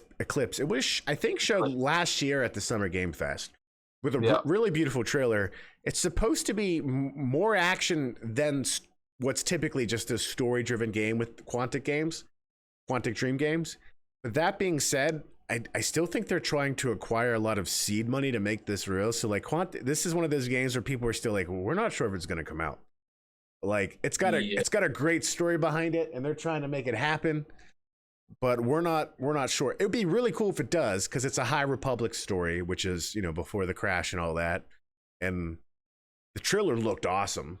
It did look cool. But yeah, so Ubisoft has been working on its own game though. That it's supposedly gonna Star Wars? Yeah, another Star Wars. Star Wars has been shipping that IP around. Like, who can make us the best game? And supposedly it's an open world action adventure Star Wars game. Who knows what it's about? It'd be cool if it's not a Jedi at this point, because I think Jedi Survivors does it so well. Like, give me a bounty hunter game or a Mandalorian game. That would be really cool. And honestly, it would be a good time to make like a Mandalorian type open world game. Yeah. So no Force. You're not human, but yeah, I know what you mean. Yeah, give us something in the Star Wars universe, but isn't just competing with some other way to sink into it. Yeah, and the hard thing that would be if it was a Jedi game, to compete with the story of the Jedi games. They've been such good stories that you'd really have to give me a character that I care about, meaning the little Italian guy that puts too much salt on stuff. So that's it. So these are all coming up the next week, which it should be a good week, right? I'm glad work for me is just all like no meetings, just build stuff for work. So I'm just like, this is cool. I could just build stuff. You work for Lego? Yes. Yeah. Lego and Lincoln Logs. Gotcha. Oh, throwback. That's good. I used to sniff those things. Do they have a smell? They have a scent. Well, isn't it like cedar? They have a scent, or maybe it's just the bad chemicals that they put in them. But yeah, they had a scent. Are you sure it's just not yours had a scent? The Lincoln Logs definitely had a scent. I gotta Google this. Lincoln Logs have a scent. Do they have a scent? Lincoln Logs have a scent. Polished maple wood. They had a scent. They weren't like, it wasn't like a scratch and sniff thing. It's just while you're building, there was a scent tied to it. No one else sniffed the Lincoln Logs. I don't think anyone else is gonna jump in here. Those have a scent to them, dude. Hey, I believe you. I just I don't. It was originally made from redwood. That's probably what I'm thinking of. Yeah. Maybe that's why you moved out near where you live now. Maybe. Yeah. I wonder when the red shift from wood would happen, because it says it's it's still made from high quality polished maple wood, originally made from redwood. I can see that whole redwood stopped probably in the 50s, because maybe before that even, because that's when all those national parks were like starting to crop up after the 1890s. Anyways, National Park Service was founded in like what, 1905 or 4? Yeah, but a lot of the lands were like, was it 1916? 1916. Yeah, that's when the National Park Service was like passed, but like the lands were protected as early as like 1890. That makes sense. Like the parks were finally adopted into this, like as acts of Congress, and when you're talking about 1916. Yeah. But yeah, I wonder when they're still smelling like redwood, because I smelled them. Yeah. Well, how about next week's episode? You come at us with a history of Lincoln Logs. Does anyone care about them? But yeah, we'll see. That's the OG games. It's not video games, but it's games. That's Minecraft, but for us before games. Side note: this is this weird story that I'm thinking about that was brought up today. You're talking about the making of Lincoln Logs. Have you ever heard about like the strange mysteries around who and how glitter is made? No, but I have a feeling it has something to do with Kesha, and that's sarcasm. But no, yeah, what's going on? Now that when Kesha played our university back in glitter everywhere. I think there's still glitter there. Did you work the crew for that show? No, I did for T-Pain. I refused to have anything to do with anything. I didn't want to be within earshot of Kesha. I think I literally left. I'm surprised. And it was just disgusting. Because I think Greg went. Greg loved Kesha. I liked a couple Kesha songs. I would just waking up in the morning feeling like P. Was that Kesha? Feeling like P. Diddy? called TikTok, surprisingly enough. Yeah. She was ahead of her time. Side note, she's actually like a talented singer that is a good example of like how predatory and abusive music producers can be with like their agreements. They lock you into place. I don't know if you ever heard her story with that recently, but like she was in this vast legal battle where you haven't heard things from her for a long time because of essentially her music being owned by the producer. Anyways, I thought it was just because any pop artist only lasts about 2 or 3 years and then you never hear them again. Well, a lot of it has to do with these types of agreements they get in place where like they're constrained heavily on what they can or can't do. It's weird. Mm-hmm. It's weird. But anyway, there was a lot of like, Brianna was like telling me about it. I was like, oh, that sucks. But yeah, when Kesha came to Clarion, there was so much glitter. I remember my buddy Chris was just like, yeah, we're still cleaning it up. We're finding it in all kinds of spaces we never thought we would find glitter. Needless to say, there's apparently one company that makes most of the glitter in the world, and they're super private about how it's done and all that stuff. And now I'm curious, like if you come at me with an expose on Lincoln Logs and glitter, maybe we can start to branch out into, obscure histories. Yeah, obscure histories. Apparently it's this big mystery, and I want to know more. But yeah, look up glitter conspiracy theory, or just Google who makes glitter, and you'll see glitter conspiracy theory. Anyways, it's made in New Jersey. It's probably by the mob. I also worked that T-Pain event. I was interviewing the bands for the Clarion newspaper. T-Pain didn't want to get interviewed, but we did get an interview with Sophia Fresh, his opening act, and also a girl band he was like producing for at the time. And they were on a TV show, I think, on MTV or something like that. But I just remember like them complimenting me on my Gap clothes. And I was just like, thanks, it's from the Gap. And like I was like, I don't know if I should take this as a compliment or not, because like I don't know if you're making fun of me or if you really don't know what the Gap is because you're too rich. I don't even like they were 2008 to 2011. Interesting. Anyways, the only other thing, hey Effie, just startled the heck out of me. The only other thing coming out, or that's been announced that I find interesting, is MetaQuest 3 has been announced, a new VR headset, which is interesting to see. They've dropped the price of the MetaQuest 2 down to the price it was at launch. They increased it last year, and now they're dropping it back down again. And the MetaQuest 3, I think, is going to have a lot of features similar to the PSVR 2 in terms of refresh rate and fidelity. I don't know if the screens are going to be OLED. I'm not sure yet, but the price is cheaper than the VR2, and again, standalone as well, which interests me at the very least. So that's yeah, but you're giving money to Facebook, so you don't really have to keep your interest. Yeah, I mean, I'll stop taking that monthly payment from you then, because that's going right to Mark Zuckerberg. We're sending him checks to his house. I'm gonna have to stop that. You're gonna have to stop that. Yeah. That's really all of the upcoming events for this summer, or for June at least, for E3 season. Some other cool news this week though. So one, the Mario movie now available on streaming. You could download it or rent it. I would say you could rent it or buy it digitally is what you can do for like $20 some, which is kind of crazy. It's super early to me for them to have done that. You don't think so? No, I mean the writing's on the wall. It at some point I'm not gonna say it's when theaters just aren't showing it. There's no point to just prolong it. You have to keep it in the zeitgeist by releasing it right now on streaming. Because if you're gonna make any money, it's people watching it now. I mean, fair enough.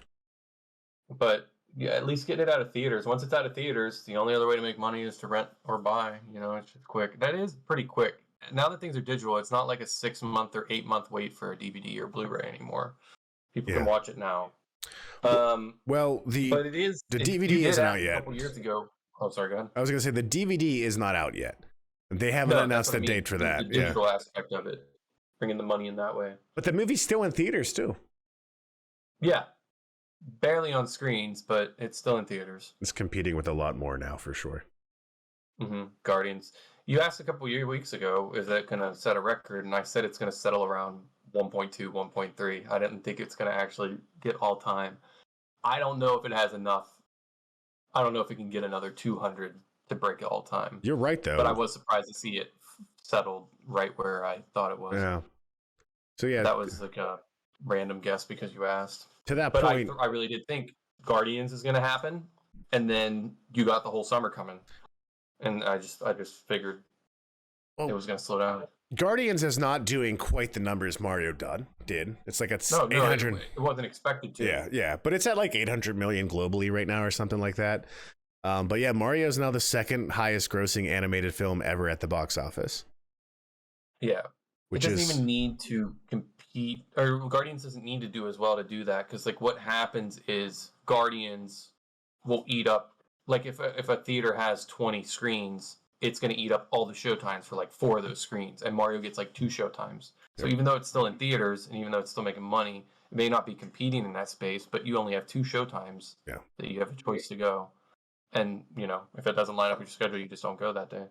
Yep. And really what it's competing against, there were a lot of movies that aren't necessarily falling into the Guardian space. Like, so you have movies like The Machine, Fast Family 4, Family Force 5.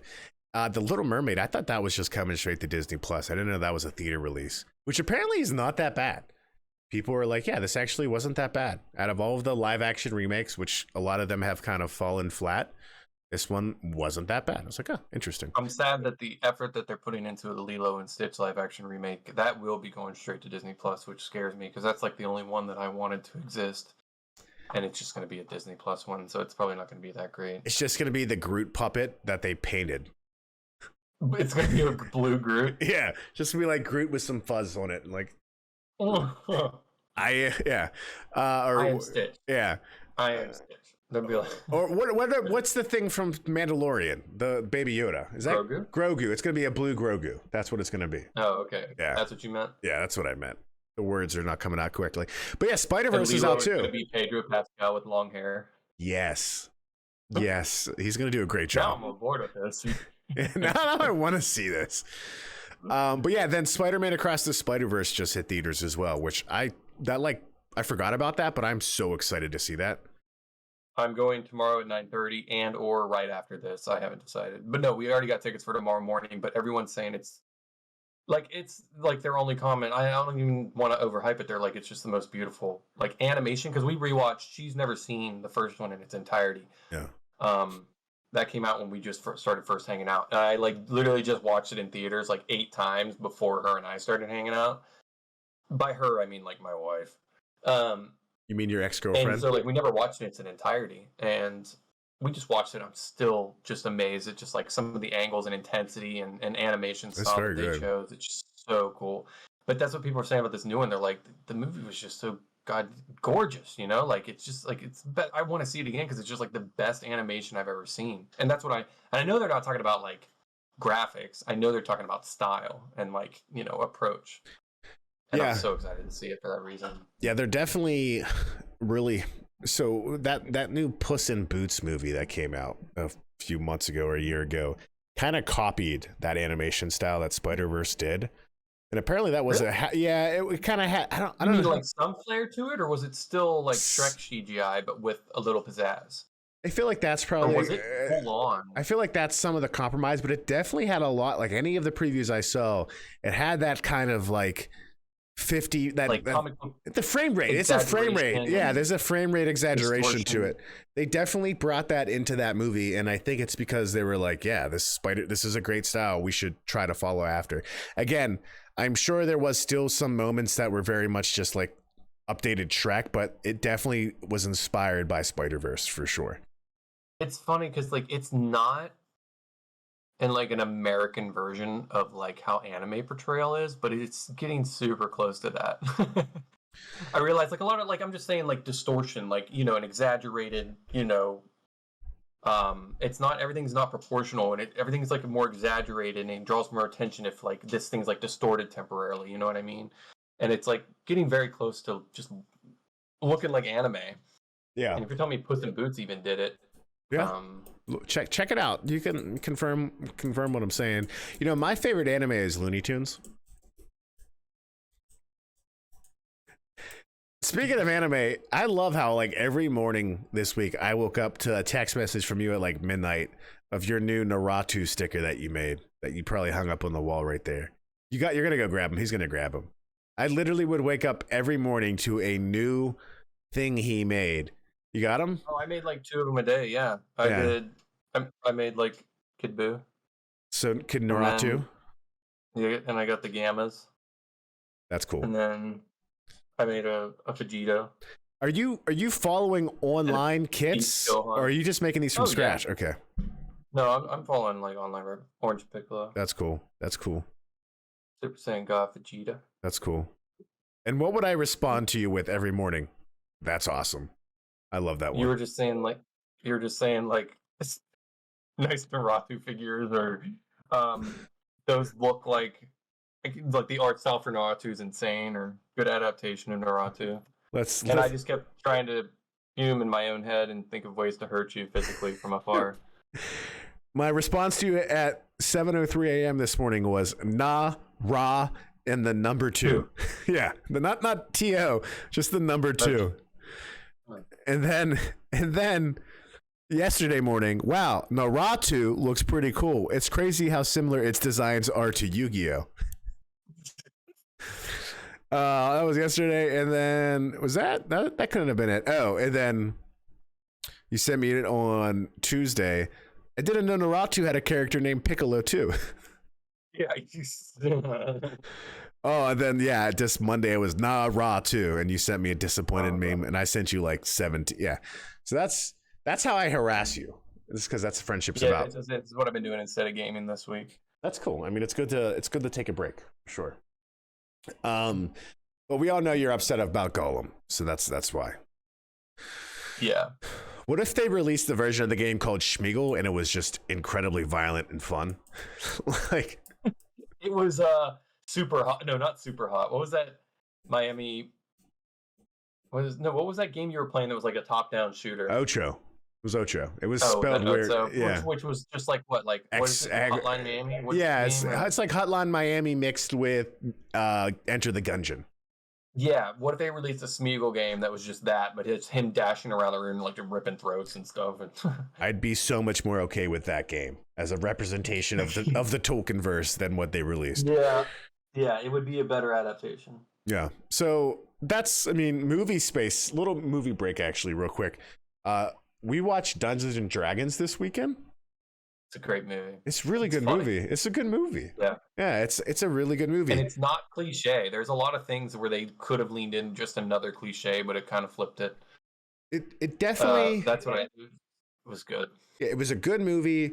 It felt original enough to where like multiple people in my family, we had a lot of family up this weekend. Multiple people in my family were like, even Brianna, I could see how if you had a good dungeon master, like a game could unfold this way. And she's played Dungeons and Dragons once or twice with me. I played it a few times. And I was like, yeah, I could see that too. But there were definitely other moments that like, I was like, oh, they're definitely inspired by the success of a Guardians of the Galaxy type formula as well. And Guardians of the Galaxy was also more like comedy too. But like, it was a great film. It made me more interested in the Forgotten Realms lore of D&D than I thought I'd ever be. And then I was like, oh my gosh, I forgot they've made so many games like Neverwinter Nights, Baldur's Gate Dark Alliance. Like, I'm actually really intrigued in Baldur's Gate 3 now, just because I'm like, this is like a more traditional Diablo type game set in this world. Like that seems really cool. So it was a good movie. Good movie. I will say the ending, whenever the druid beats the crap out of the wizard, straight up reminded me of the Hulk and Loki in the first Avengers. Oh yeah. Yeah, that had to be a little homage. It's just funny yeah. Like that's like what my dog does to its stuffed animals. Yeah, that's what they could have. Yeah, that's kind of what I'm running on. Yeah. But that was like just enough of a subtle homage. I was like, I appreciate it without it being too cliche. It was still a very original film. It felt Dragon Ball Super did it. They did the exact same, like the slam. Wait, in what part? Slam. Oh, did I know? That was in the Tournament of Power. I think didn't see Kefla that one. did that to Goku. Like it's the same exact. Like it's the same. Same exact thing. I still gotta watch it. So yeah, movie. That's movie bites. Movie bites for the week. So movie bites segment for you. Next week we'll all talk about Spider-Verse. So go watch it, everyone. Probably gonna see it 3 or 4 times in that time span. Just like you and I, when it plays games, you double or triple the time that I put in, and we'll probably see it throughout the week at some point, maybe Monday or Tuesday. Next week, Brianna's done with dance and work all summer now, which is fantastic. Nice. Yeah, so she can she could finally start cooking for me. I'm kidding. Rather than you just eating everything raw in the house, you're just going into the. You just don't cook. That's the one reason why I wanted to buy the Gollum game, because I thought it might help me learn how to cook. Actually, you just open the fridge, stick your head in, and grab anything with your mouth. I just ate a raw salmon fillet for dinner.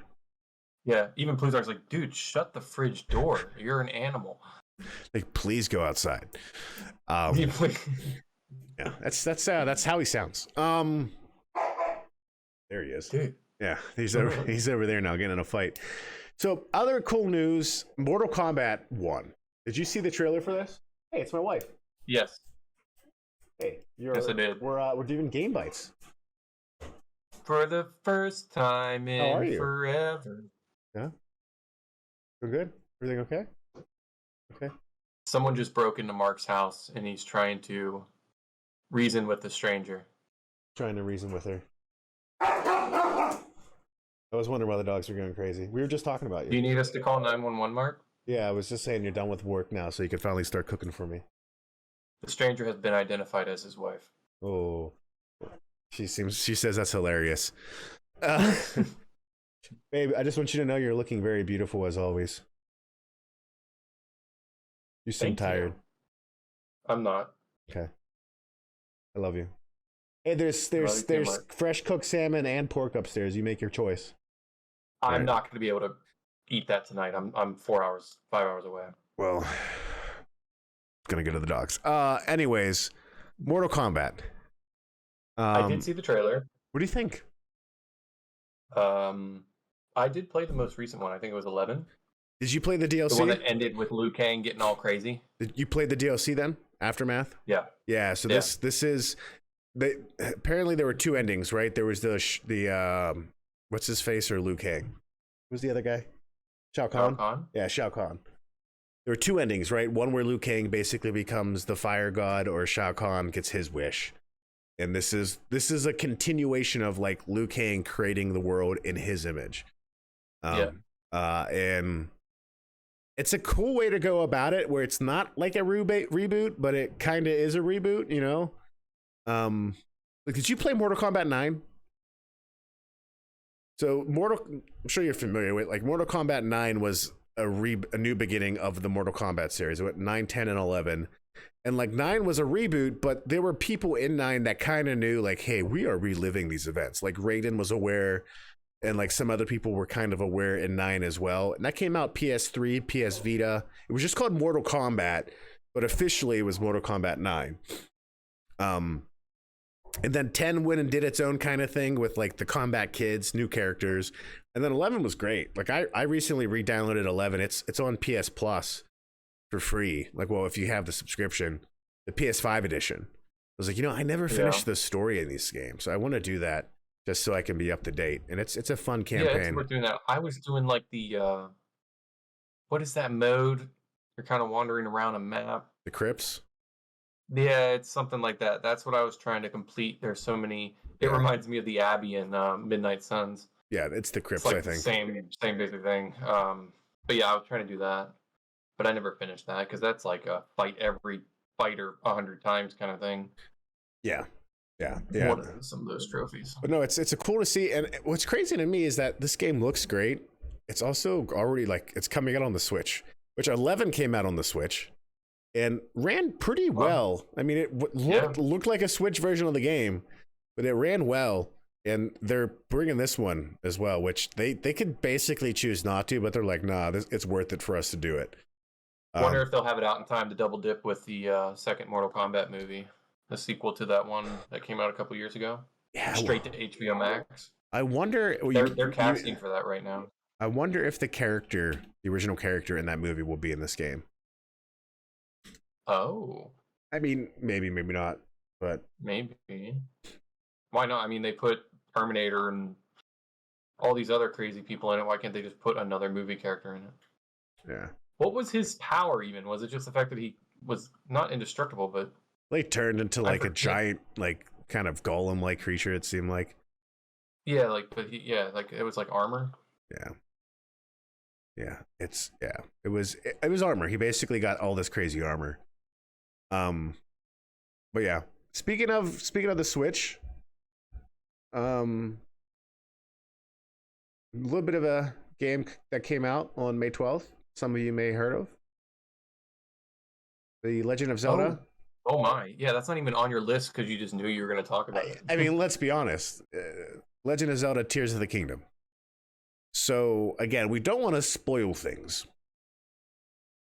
But I want us to just talk a little bit about our experience with the game. One thing I'll say is that this game is shattering sales records at lightning speed. It hit 10 million copies in 3 days. Who knows where it's going to end up. But this game, I mean, Breath of the Wild's still a great seller for the system. It's still selling tons of copies. This game is outpacing Breath of the Wild astronomically, as well as Splatoon 3 and all these other games. So, like, software-wise, this has been a great couple years for Nintendo. But, yeah, last I saw is it did 10 million in 3 days, and it's just the top of the charts everywhere right now. Yeah. It's the third or fourth week in the number one position as well on most charts. Wow. You know, well, again, it's competing with some heavy hitters too, like Gollum. I see Gollum even get a Switch release. No, this is just overall. So in the UK on May 27th, the week of the 27th, it's Tears of the Kingdom has maintained its spot for the third or fourth straight week. FIFA 23, Hogwarts Legacy, and then get this, Mario Kart 8 Deluxe. That's how much that game still sells. It's just crazy. And then also how little other games do. Exactly. And then get this. Then Jedi Survivor, then Gollum its first week, and then Breath of the Wild. Oh yeah, I saw stores like Target and all them. They put Breath of the Wild from $30 back up to 60 or 70 or 60. Oh wow, that's crazy. In the after it released because people were trying to do it again. That's crazy. Yeah, and so Grand Theft Auto 5 is on there. Game. And then Dead Island 2 is still on that list too, at number 10. And then Animal Crossing is still on that list too. That just goes to show you, one, I think the spike of Switch sales we've seen recently with the Mario movie. Yeah. And then them picking up all those titles, I imagine too. Yeah. So it's kind of crazy. But yeah, Tears of the Kingdom, Alex, give me your initial thoughts. That map is huge. The fuse mechanic works out like better than like. It just works 99% of the time perfectly.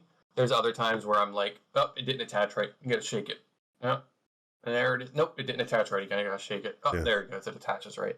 But I'm just surprised that thing has been polished, no bugs, and I haven't had any issues. And I was just very surprised that the fuse mechanic has a little bit of an assist to it. Like, you clearly want to put this wheel symmetrical and like, you know, you want it to be half the wheel attached and everything, and it works. Like, you get it close enough, it'll do it automatically. It won't be like, hey, this is where you put it. We're gonna just hey, you're gonna have to work with your crappy ability to line this up. Yeah, like it does help you. And like I said, I'm surprised it works as well as it does. Everything in it, and this crazy stuff that people have created, even if it's like short lived because you got like a battery. Everything just kind of works. But the map is absolutely huge. I still hate that weapons break. But there's just a constant supply of it, and you're constantly upgrading.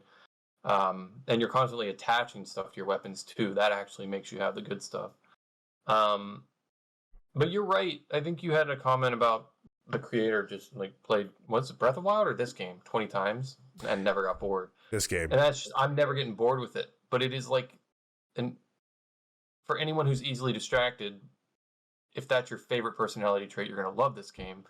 But if you have a checklist of stuff you want to get done, this is the worst game for you, because something shiny is going to pop up on your screen, and you're always going to look at it and be like, Oh, what's that? I'm just going to do that real quick. Yeah. And then on your way to that thing, you're like, it's going to go pop over there real quick. Yeah. And then and rinse and repeat. And you don't get anything done unless you accidentally end up where you were supposed to be 2 days ago. Yeah. That's one of the joys I find of the game, is that natural peeling back of the onion, if you will, in this world feels so exciting.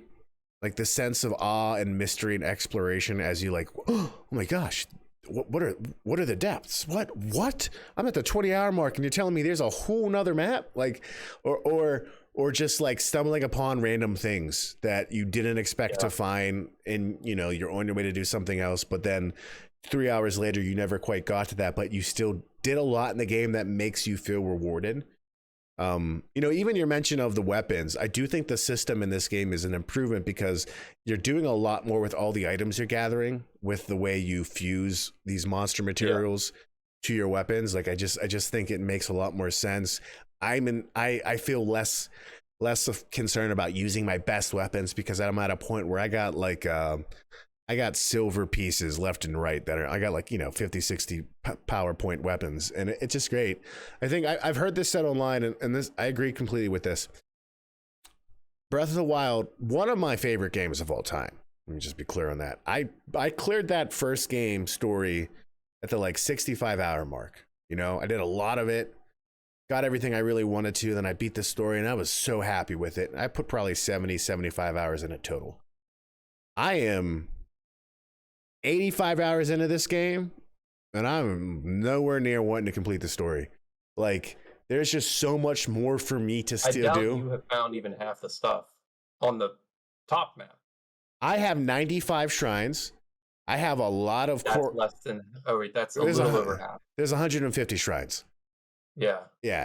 I still can't beat a Gleeok to save the life out of me. I'm doing some damage, but I'm at a point now where I have most of the Zonai machines. Like, I'm making automated aiming drones and tanks that like can shoot and aim on themselves and all that.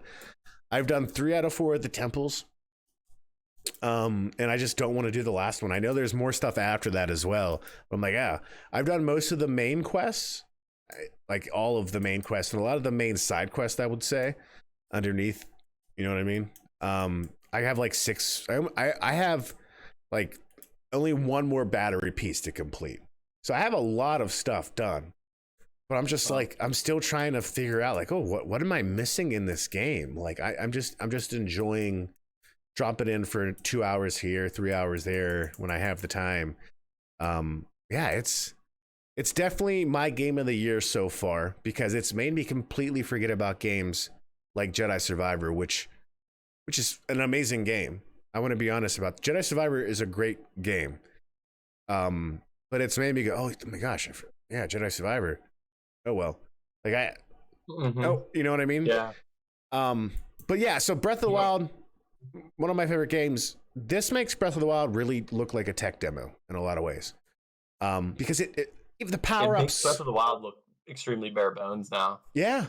I mean, again, remember, Breath of the Wild was a Wii U game. It was made for the Wii U and ported to the Switch, right? That is the way to understand that. I agree, Sarge in the chat. The more creative you are, the crazier things you can create. I agree. And like, that's the thing. Like, if you are really creative, you can make. I saw some guy make a machine where he dropped a chicken into this container that had fire going into it, and he had some upside down homing tanks, so the treadmills were spinning. And basically, when he dropped the chicken in and shot it, the chicken was cooked and it came out on the conveyor belt as a fully cooked bird. I was like, this is KFC. Like, this is insane. I see people making slingshots, launching Gleeoks into the whirlpool. You know what I mean? You know that once? Yeah. Just like, how did they get that thing to sleep? Like, I'm so confused. So there's just so much about the game that I still feel like I don't know.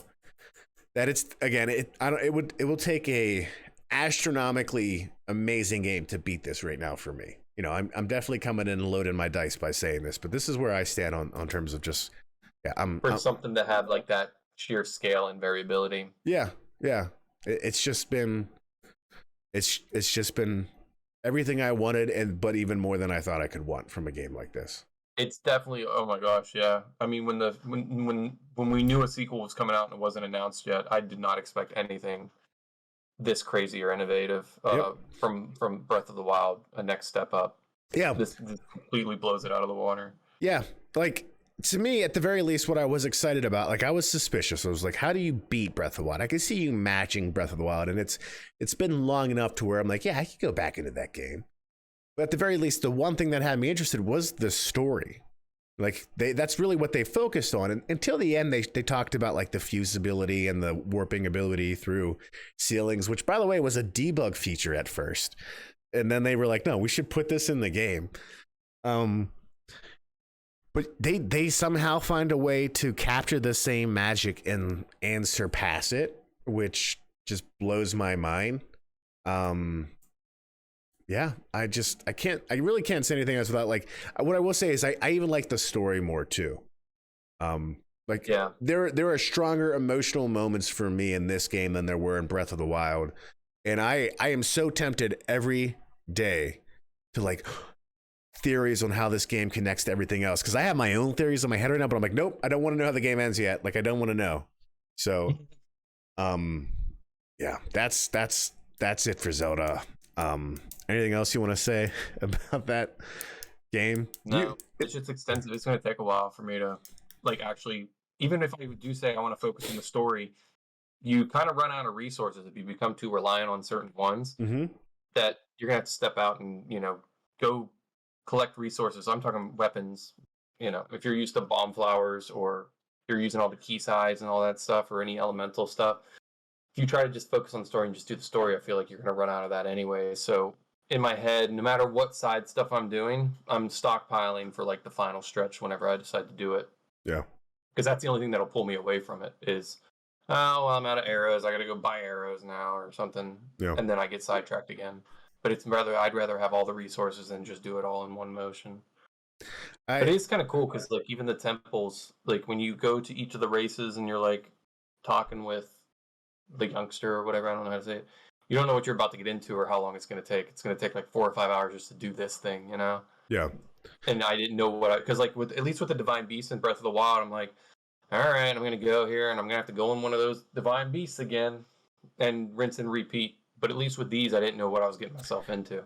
Yeah, That's pretty cool. That's a good point. Like, I did the Wind Temple first, and, like, the way you get there was like, oh my gosh, like, this is its own temple almost, in a way. Like, this is an extensive journey, and then you finally get there. I was hoping that was it. Yeah, I was hoping just getting up there was all I needed to do, but then no. And yeah, there was the actual thing, and then boss battles, and same with the Zora. It was a lot of figuring out how to get up there first, and then you had to go back down. Yep. But yeah, like, the Zora was like a puzzle at first.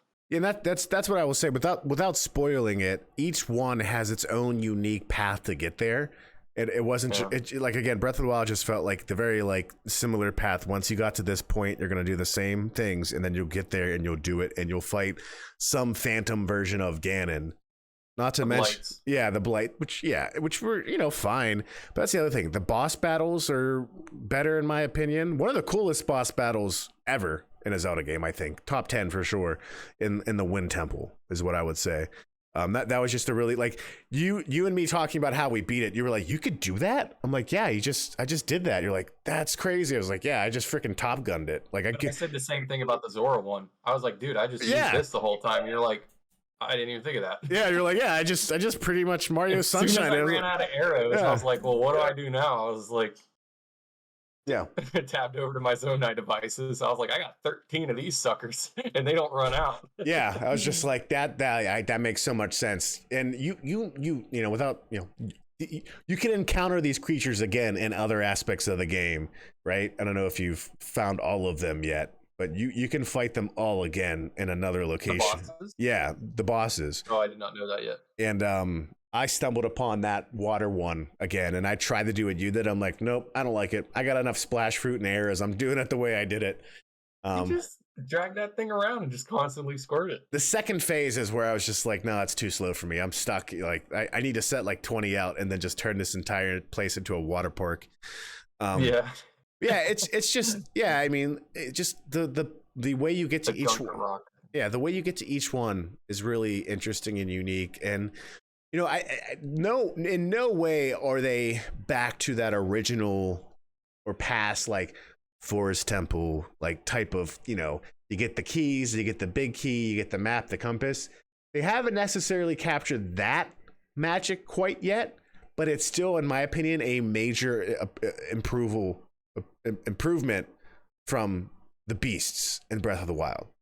Yeah. They're definitely going in the right direction, and with everything else they've added to this game, it's just, yeah, it's, you know, I can easily be like, yeah, that'd be great if they get to that. I could see them getting to that, but right now this is still amazing, you know. Wilpog, weapon fragility was a turnoff for me. Did they fix it? I do think they fixed it in a way. You still have weapon fragility or durability, if you will. Durability. But the scarcity and how weapons are made in this game are different, and it's just frankly not as scarce in my opinion. Like you can pick up a weapon that's like a 10 damage, but then all the monster parts you collect have varying degrees of damage that you could do if you fuse it to a weapon.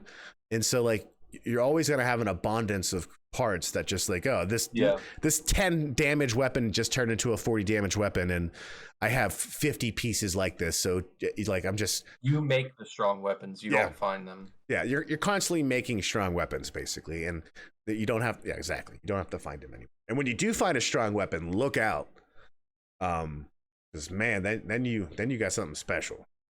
You got like some 80-90 big Goron sword action or something like that. Mm-hmm.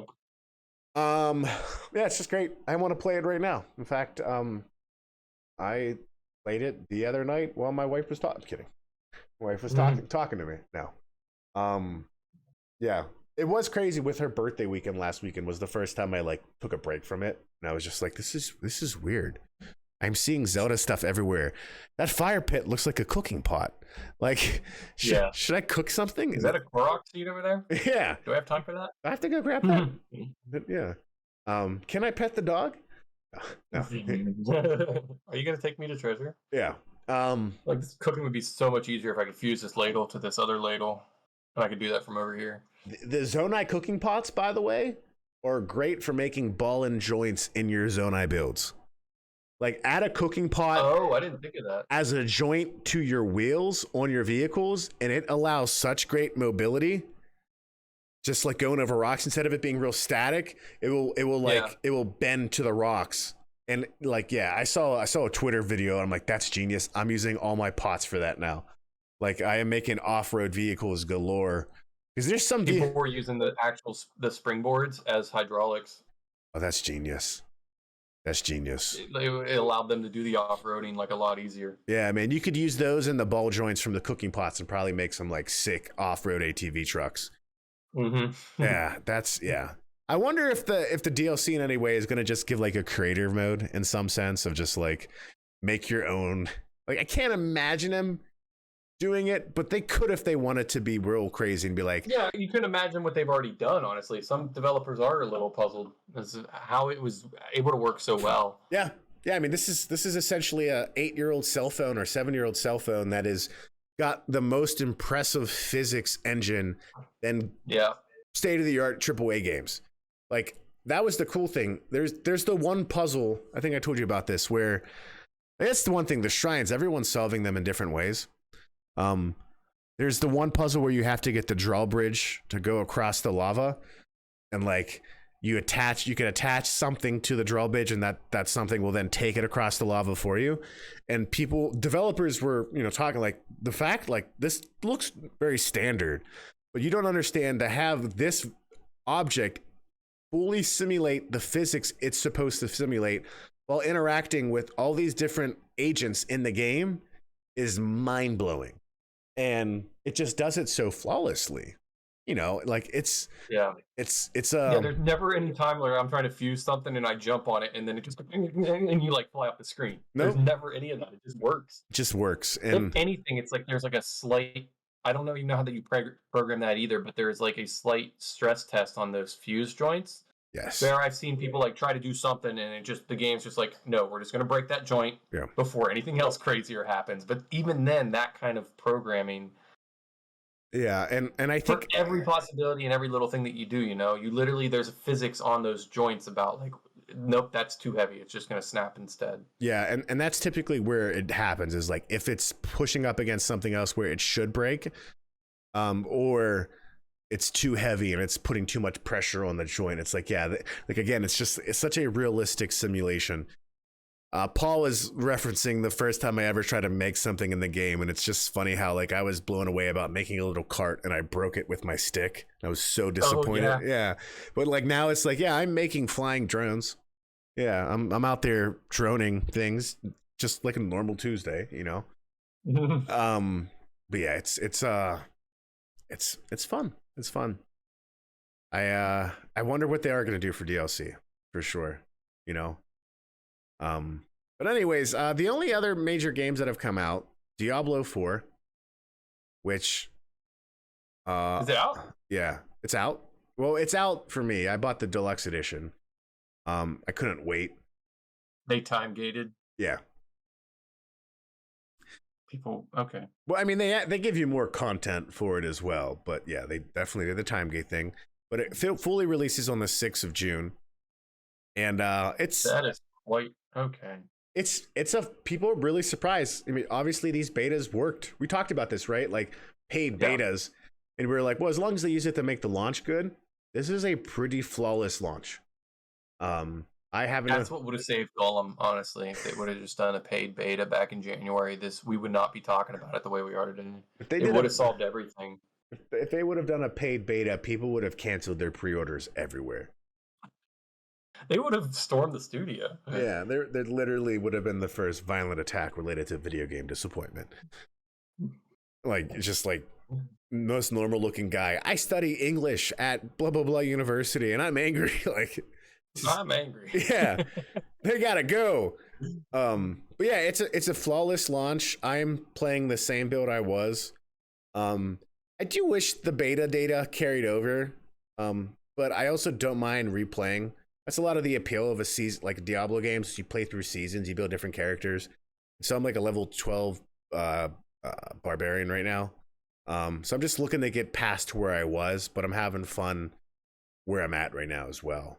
Yeah, it's just it's reviewed extremely well. People are saying like Blizzard is back to this. This is some of the greatness Blizzard is known for historically that we don't necessarily see, especially in a long time. Wow, that's crazy. I would have, I really thought the mobile game would have been it. They would have made all the money in the world and then been like, we don't have to do this anymore, and then would have stopped. So it's cool that the mobile game didn't do everything they wanted. Well, yeah, and I haven't looked at the store. Well, I briefly touched upon the store and I was just like, what is this? I'm out of here. There's definitely things you could buy, but I have no idea and I have no desire. Like, I'm playing on veteran tier, like the highest world tier I can play on right now. It's a great difficulty. It's just there's a lot to do in this game for sure. It's like I find myself exploring each little random dungeon in the hole or cave that I find that's not even a mission or side mission related, because if I complete it, I get some type of perk just for like completing that portion of the world. It's like, this doesn't apply to me right now, but if I make a build like this will matter. And then also there's a lot of public events similar to like Destiny, where like you stumble upon a red area in the map. There's other people there and you can join them. And if it always changes randomly. Yeah. There's probably like 10 different versions of it, right? But if you survive it, you get some really cool loot, right? And so like that, it feels much more like an online game in the Destiny style than Diablo 3 was like, hey, let's play together. Like this is a live world where we're seeing other players all the time, which is cool too. Plus, I just think it's a return to a lot of the things I liked about Diablo 2 in terms of aesthetics and vibe and all that as well. So, who just called me? Did you just call me? That's weird. That was weird. Anyways. Yeah, and then Street Fighter 6 came out. I haven't gotten it yet. It's gonna be here tomorrow. but that's reviewing well as well. And Yep. you're not going to get that game, right? I was thinking about it. I played the demo. I was a little disappointed that there was only 2 players. I got bored pretty fast. Yeah. But I'll probably get it. But I'm gonna wait until I catch up on some of these games first. It wasn't a game I was even looking forward to or anything, but it looks like there's enough appeal there to maybe dive into it soon. Yeah, I think. What was I going to say? Final Fantasy 16 is coming out so soon, so I don't want to get a game that I'm only going to play for 2 weeks before 16 sucks it all up.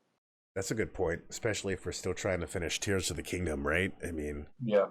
It's just like, I'll just get it. It's like all these other games that go on sale in exactly 60 days, and then... Oh, I did get a little upset with that. There was a screenshot. When you go on the store, it's like, full game. It says full game. $60. Whatever edition. It says full game, and then all this other stuff. And then there was the highest one, was full game, a year's worth of content, blah, blah, blah, blah, blah, blah. And I'm starting to hate the term or the fact that they say full game. I think that's a little bit deceiving. And I just kind of hate how they have... I know that's what season passes are. And I know, like, for Midnight Suns, no one can actually say, was all 4 of those characters and all those stories done before the game launched? And this is literally... They're just, you don't get the full game when you buy it. You're getting some of it, and they're just making you pay more for the other ones. But I hate planned DLCs like that. Yeah. You're not buying the full game. They're intentionally holding back stuff just so you can pay more later. I just wish they would call it base game or base game. So and the last thing is full game. But yeah, that left a little bad taste in my mouth because it's just like it's planned to it's just another fighter, It's not like Midnight Suns at least had a bunch of story and a bunch of missions with it. Maybe they needed more time to do that, but go ahead. I was just gonna say, I think you're right. It kind of goes back to what you said about the Golem game. Besides it being a horrible game, the fact that it's like they're taking parts of what would typically be a part of a normal complete game and arbitrarily putting it behind this other door. $10. Yeah, and like, so I mean, there was a game, Sonic Origins came out last year, and there was the standard edition. But then the deluxe edition came with hard mode missions and additional music, and some other things which are just like that's just again an arbitrary like cutoff point that you're putting behind a $14 or $5 to $10 door, right? So yeah. I do think that monetization schemes become more popular. I don't know what comes with Street Fighter because I got the standard edition. It was the 18 fighters, but it's not the if you got the standard edition, you didn't get the 4 extra fighters that are going to be released over the next year. But like anytime I see that, I'm like, I do think, okay, screw you. I will wait for this whole thing, everything you're talking about, to be half price next year. Complete edition. I know for fighting games it kind of matters because you're gonna be fighting against people, if you even care, that have been playing that game for a year. But I'm not one of those people that go into that, so there's no reason, especially after seeing like their tactics for full game, $60, JK, not the full game, even more JK, here's actually the full game. I'll just buy it for $30 next year with everything included. JK, no JK, lost Disney and JK. Yeah. JK. It is interesting. Like characters, the fact that I can buy these characters, like I'm used to characters being sold independently. Season passes and all that, but it is signs of a greater abuse, I think, too, in terms of monetization, where you're like, it's no different than a pre-order. Like, it's no different than a months ahead pre-order. I did the same thing with Wo Long. Like, I hated that they had planned DLCs throughout the year. I think the first one's coming out in June, but like I didn't buy the season pass on launch day for content that's coming out over the next 9 months. That's just pre-ordering DLCs at that point. There's no reason to buy the season pass day one for stuff that's not out yet. Yeah. So yeah, it's the same thing with that Street Fighter. I'm like, well, if you just intentionally held back 4 fighters, which I'm not sure how complicated it is to just have those 4 fighters that are definitely already done. But I'm better off like Breath of the Wild. I didn't know there was any DLCs planned for that. That happened after the fact, maybe like a year later, maybe more. Like a year. Just to like get back into the game and stuff. But Tears of the Kingdom doesn't have any announced DLCs, does it? No, it doesn't. And frankly, I think it will probably be a good year before we hear anything like that. I prefer that. If the deception is, well, let's just keep it quiet for a year, at least it doesn't seem as predatory as announcing it before the game even releases that, by the way, we have some more content, we're just going to charge it later. Yeah. That seems more scummy. Yeah, it really is it could potentially set up in a situation where you're not getting a full game of good value, for sure. Especially when they describe it as full game. Yeah. Like Tears of the Kingdom, $70 game, completely worth it in my opinion. Yep. Now, again, part of me wonders, is this a way for companies to get away with the fact that, like, well, and again, I'm not saying this is true, but there's definitely internal discussions of like games are underpriced and we need to be at $70 or more. And is this a way to achieve that consistent, like, well, we really think we should be at $80 a game, and that way we'll release an $80 version, which will come out with a compendium and, emotes and all these things, or a $50 version. And, that way people are like, what a great deal. I mean, I don't know. I could see, because again, this is just like in consumer goods. Like there's different price points for different versions of products geared towards different people. Not saying it's right. Just knowing that there's crossovers in terms of how they think about these types of merchandising strategies and all that. So yeah, I don't know. I'll let you know. I want to play it online. Paul's here in the community. He told me that I need to get really sweaty good at a fighting game. So I'm really excited that this is going to be the year of Street Fighter 6, Mortal Kombat, and Tekken. It'd be a great year for fighters too, but there's not been any rummagings for that. It's just Budokai. Well, but that's announced for next year. That could be enough. That could be enough. But yeah. Anything else for this week, Alex? I think next week will be fun. We'll be able to get back together to talk about the showcase, summer game show at least. Yeah. Yeah. But no, nothing this week. Nothing this week. Okay. This has been a great return to form. Again, glad to have you out of prison. Next time I'll give you more. I can't say if I miss the food or I'm happy to have other food. I'm just not. I can't answer that. Well, you don't miss the food, but the food misses you because it was moldy and sentient and had a mind of its own. And it had that under the bed musk with it, Yeah. Just, it's a different flavor. Yeah. Bed musk is a good musk. Side note, one of the better musks that exist in the world right now. Yeah. Apparently, there's this new naming convention for a trend that like we've all had before. We're like, I had a crazy week and I spent the entire I was out Friday night. Like my Saturday, I'm like, I'm gonna get up and go to the gym, but then I'm also gonna spend the rest of my day just in bed watching TV and playing a game. And so on TikTok now, the Gen Zers out there have called that bed rotting. And like it's a trend, bed rotting with the name, saying like this is a self-care approach. And so like there's obviously now all these articles about it, like, is it really self-care? Like, is it healthy if you're spending all day in bed? I'm like, I mean, listen, sometimes I'm passed out, like it's raining, I'm not doing anything, like, but like you're thinking too much about it. My biggest issue is, why on earth would you want to call it bed rotting?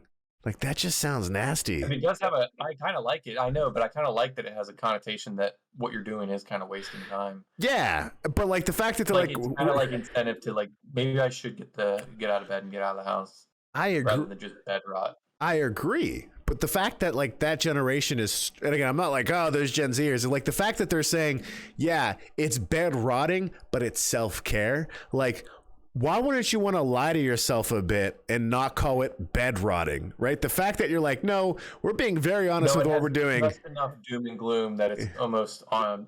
It's on point. Yeah. I think it's on. It's character. Yeah. Yeah, but like if I ever got not optimistic at all, which is perfectly understandable. Like I never want to hear bed and rot together. Like, oh, my bed's got a nice rot to it. Yeah, but like I don't know. Like there's also the trend to be like, I went in the goblin mode, which is like I just literally hunkered down, ate a bunch of fast food, and watched Netflix all weekend. And I'm like, I appreciate that because they're not like calling it stuff. They're like, yeah, I just acted like a freaking, fantasy like villainous creature that is like, well, give me my gold, like like that's accurate. But yeah, it's just funny, bed rotting. Oh man. Bed rotting. Well, That makes me not want to do it. yeah, like I just want to be like, I'm having a bed day.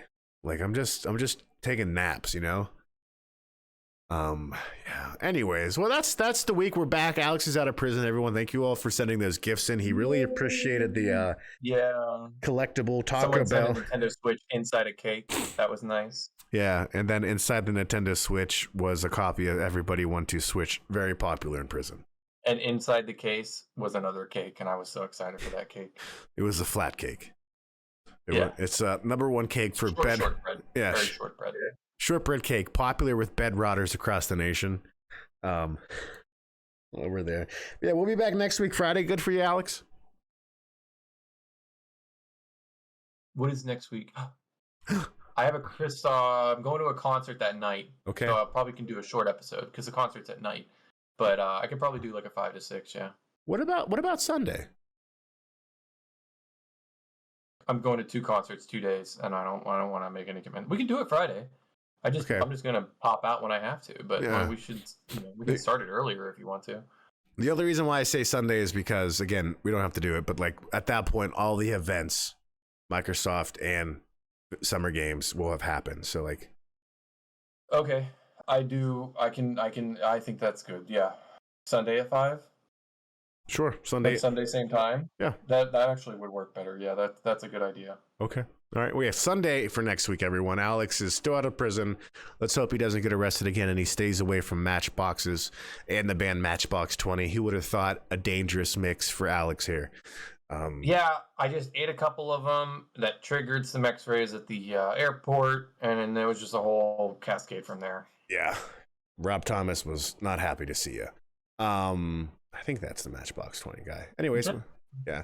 All right. Well, Alex, sign us off. Yeah, no, I haven't told anyone to do it in the past couple of weeks, so I hope you guys have been able to stay cool or stay warm and stay full for the next week. That's good. That's all I got. Yeah, enjoy your Naratu. God bless everyone. I'll catch you all later. Have a good weekend.